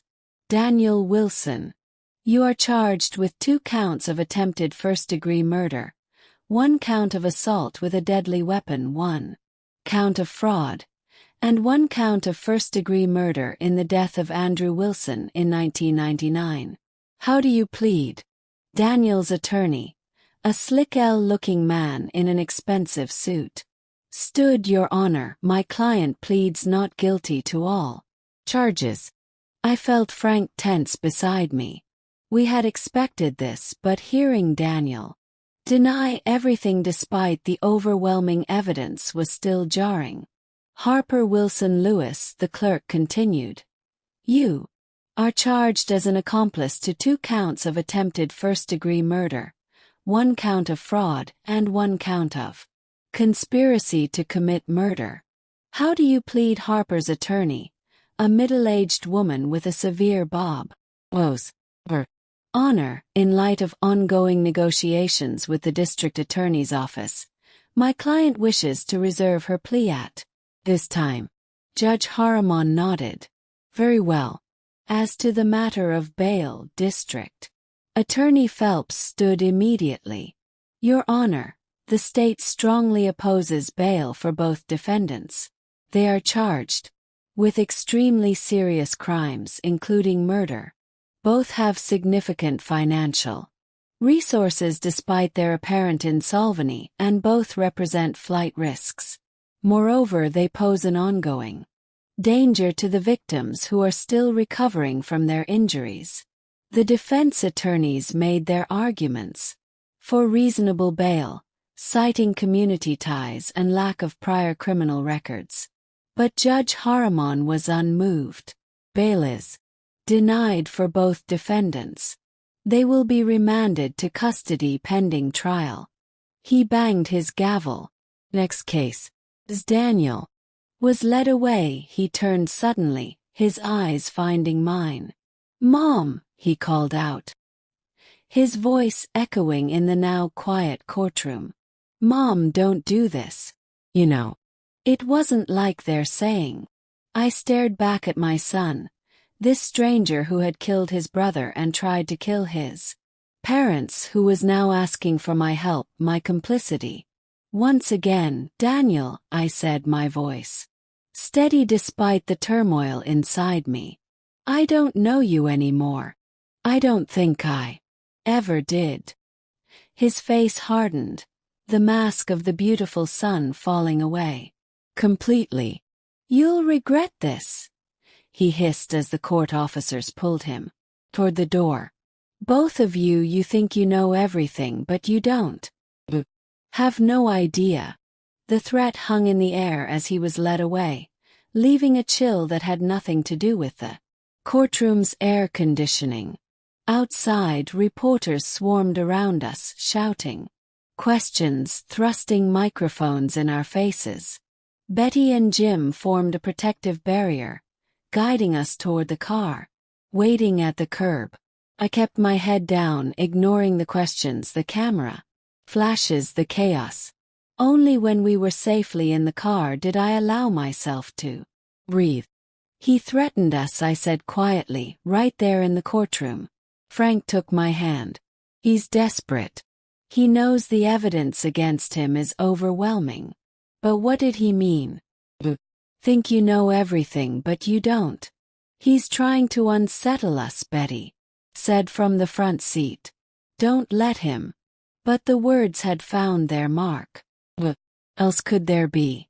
What other secrets was Daniel keeping in the weeks that followed? We learned that Harper had indeed struck a deal with the prosecution in exchange for a reduced sentence. She would testify against Daniel, providing details about the planning that had gone into the murder attempt, and confirming that Daniel had confessed to her years ago about killing Andrew. The trial was scheduled for November, giving Frank and me more time to heal physically, if not emotionally. We focused on the things we could control: our recovery, supporting Ethan and Lily, who visited every weekend, from Betty and Jim, and preparing for the legal battles ahead. We also began the process of applying for permanent custody of our grandchildren.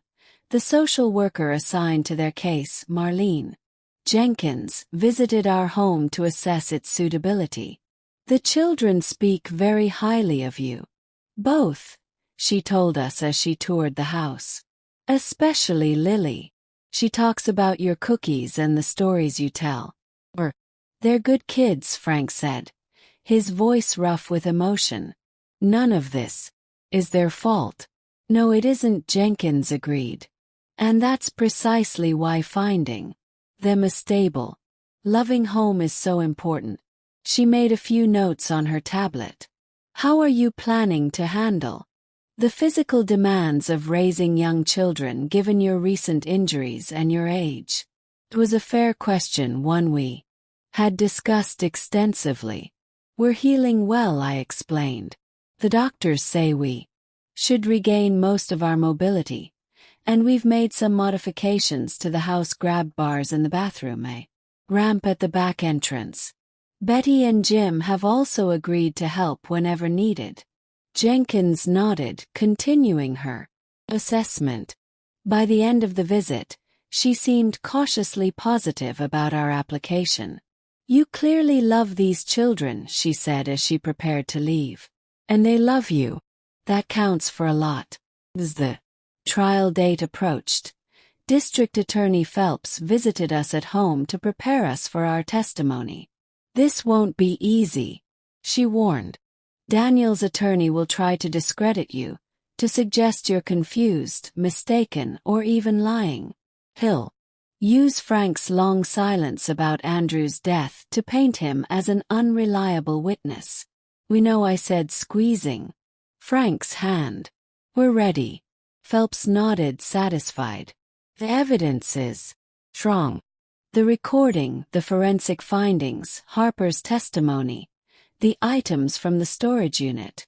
But your testimony as the victims and as Andrew's parents will be crucial in helping the jury understand the human cost of these crimes. The night before the trial began, Frank and I sat on our porch swing, bundled against the November chill. The stars were hidden behind clouds, a fitting backdrop for the dark days ahead.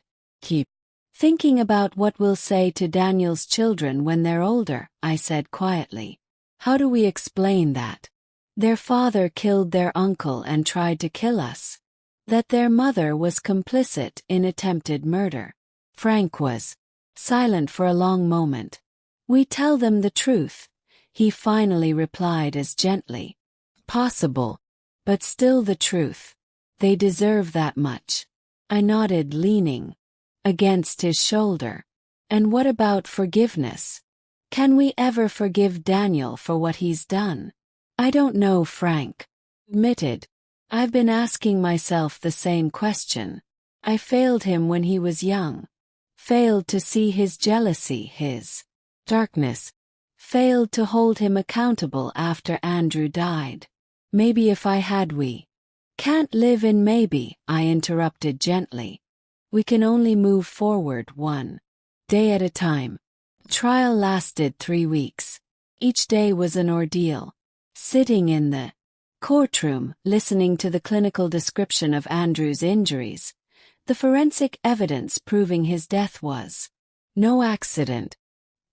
Hearing Harper testify about Daniel's confession years ago, about their financial troubles, about the careful planning that went into the attempted murder at Falcon's View, watching the jury's faces as they listened to the recording from Frank's phone, hearing Daniel's damning words in his own voice. When it was my turn to testify, I took the stand with a mix of dread and determination. I looked directly at Daniel as I swore to tell the truth, but he avoided my gaze, staring down at the table before him. District Attorney Phelps led me through my testimony gently but thoroughly.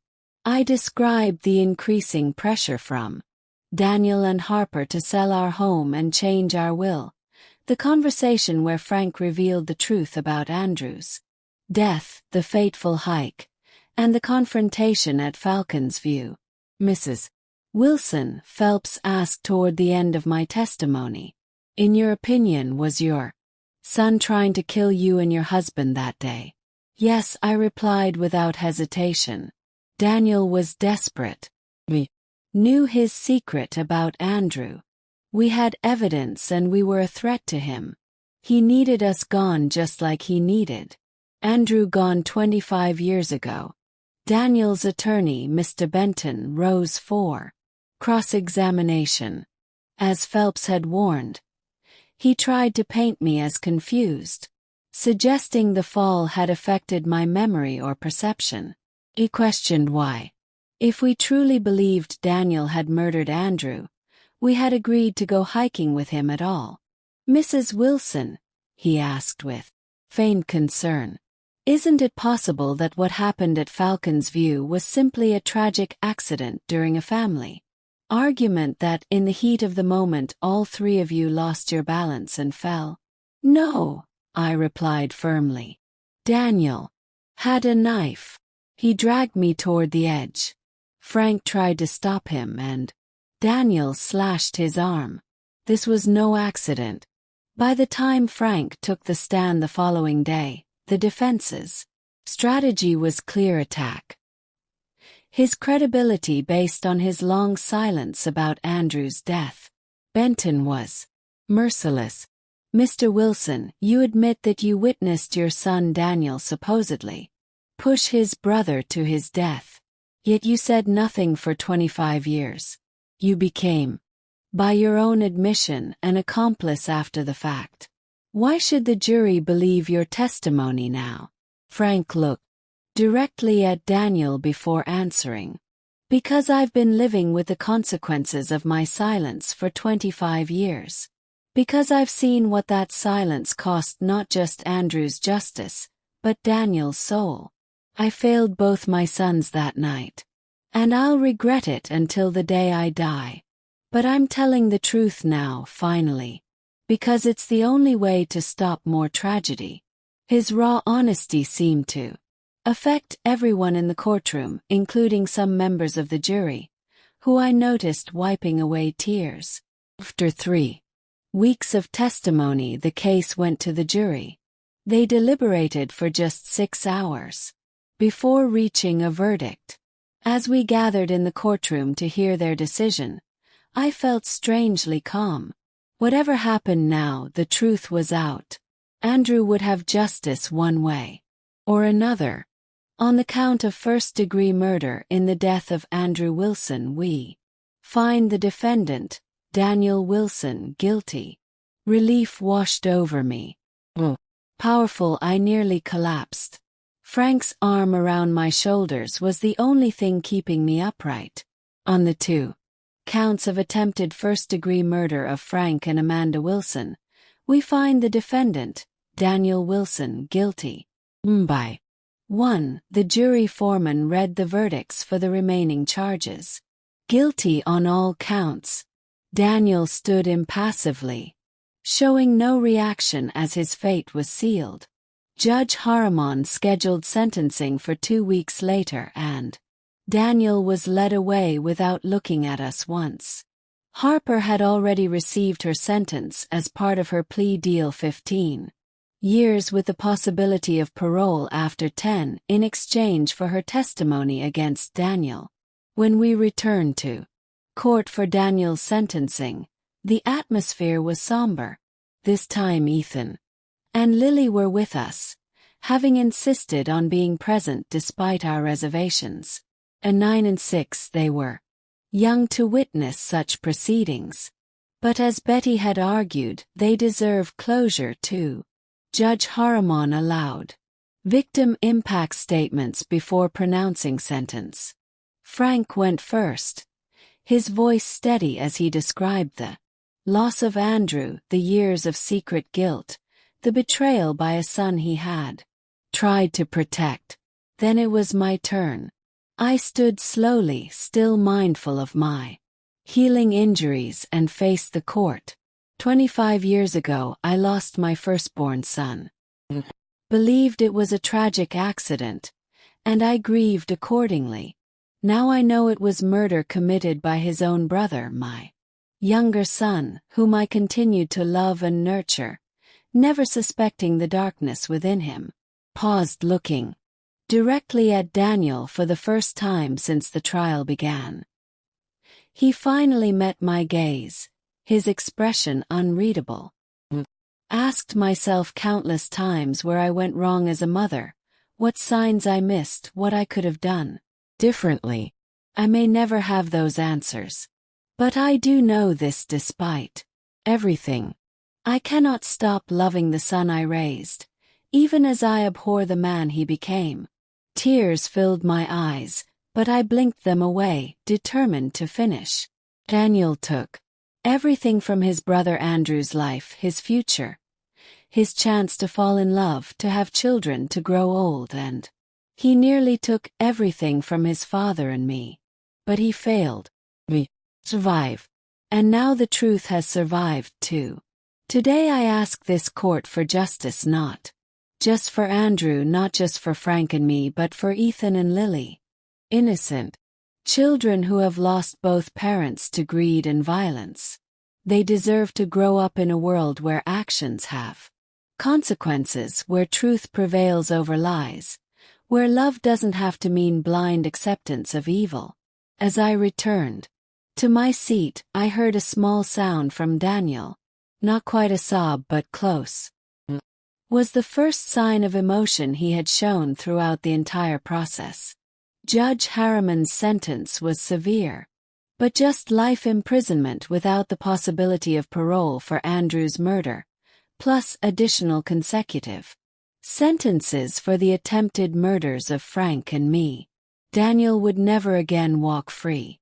As he was led away for the last time, Daniel finally turned to face us.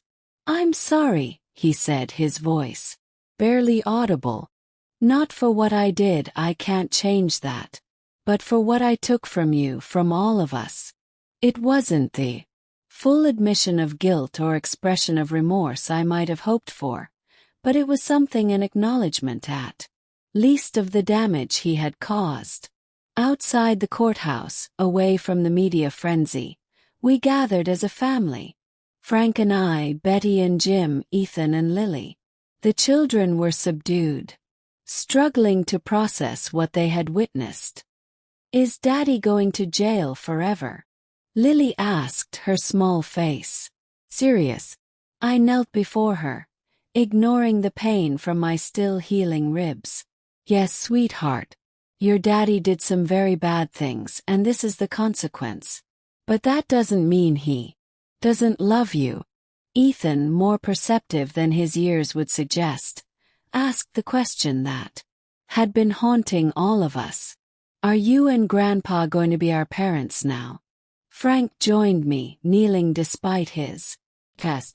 "If that's what you want and if the court agrees, yes, we would be honored to raise you both. But we're old," I added honestly. "Much older than most parents. It won't always be easy." Ethan considered this seriously before responding. "That's okay. Old people know more stuff and you tell better stories." Lily nodded her agreement, then threw her arms around my neck. "I want to live with you and Grandpa," she declared. "Make me feel safe." Over her small shoulder, I met Frank's eyes, seeing in them the same mix of grief and hope that I felt. We had lost so much: Andrew to death, Daniel to darkness, our sense of security and trust. But we had gained something: to the truth. Finally, after 25 years, and these children, these precious links to the future. 1 month later, the family court judge granted us permanent custody of Ethan and Lily. We moved them into our home, Andrew's old room for Ethan. The guest room transformed with pink paint and butterfly decals for Lily. Their presence filled the house with noise and activity, challenging our aging bodies, but rejuvenating our spirits. Each night, as I tucked Lily into bed, she would ask for a story about Uncle Andrew when he was little. I would tell her about his kindness, his laughter, his dreams of reaching the stars. I wanted these children to know the uncle they had never met, to carry forward the best parts of our family's legacy rather than the tragedy that had nearly destroyed us. On the anniversary of Andrew's death, now understood in its true context, we visited his grave as a family. Frank had crafted a new headstone, one that read, "Andrew James Wilson, beloved son and brother whose truth finally came to light." We placed wild flowers on the grave, Andrew's favorite, and stood together in a moment of silent remembrance. As we walked back to the car, Ethan slipped his hand into mine. "Grandma," he said thoughtfully, "do you think Uncle Andrew can see us from heaven? Do you think he knows we remember him?" I squeezed his small hand, finding comfort in his innocent wisdom. "Yes," I replied. "I believe he does, and I think he's watching over all of us." Frank put his arm around my shoulders, and Lily skipped ahead, chasing a butterfly across the cemetery grass. We were not the family I had imagined all those Years ago, sitting on the porch swing with Frank and dreaming of our future. We were something different now. Scarred, but stronger, broken but rebuilt. Bound together not just by blood but by truth. By survival, by choice. And in that moment, despite everything, I felt something I had not expected to feel again. What would you do if you were in my place? Have you ever been through something similar? Comment below. Innocent. Children who have lost both parents to greed and violence. They deserve to grow up in a world where actions have consequences, where truth prevails over lies, where love doesn't have to mean blind acceptance of evil. As I returned to my seat, I heard a small sound from Daniel. Not quite a sob but close. Was the first sign of emotion he had shown throughout the entire process. Judge Harriman's sentence was severe. But just life imprisonment without the possibility of parole for Andrew's murder, plus additional consecutive sentences for the attempted murders of Frank and me. Daniel would never again walk free. As he was led away for the last time, Daniel finally turned to face us. "I'm sorry," he said, his voice barely audible. "Not for what I did, I can't change that. But for what I took from you, from all of us." It wasn't the full admission of guilt or expression of remorse I might have hoped for, but it was something, an acknowledgement at least of the damage he had caused. Outside the courthouse, away from the media frenzy, we gathered as a family. Frank and I, Betty and Jim, Ethan and Lily.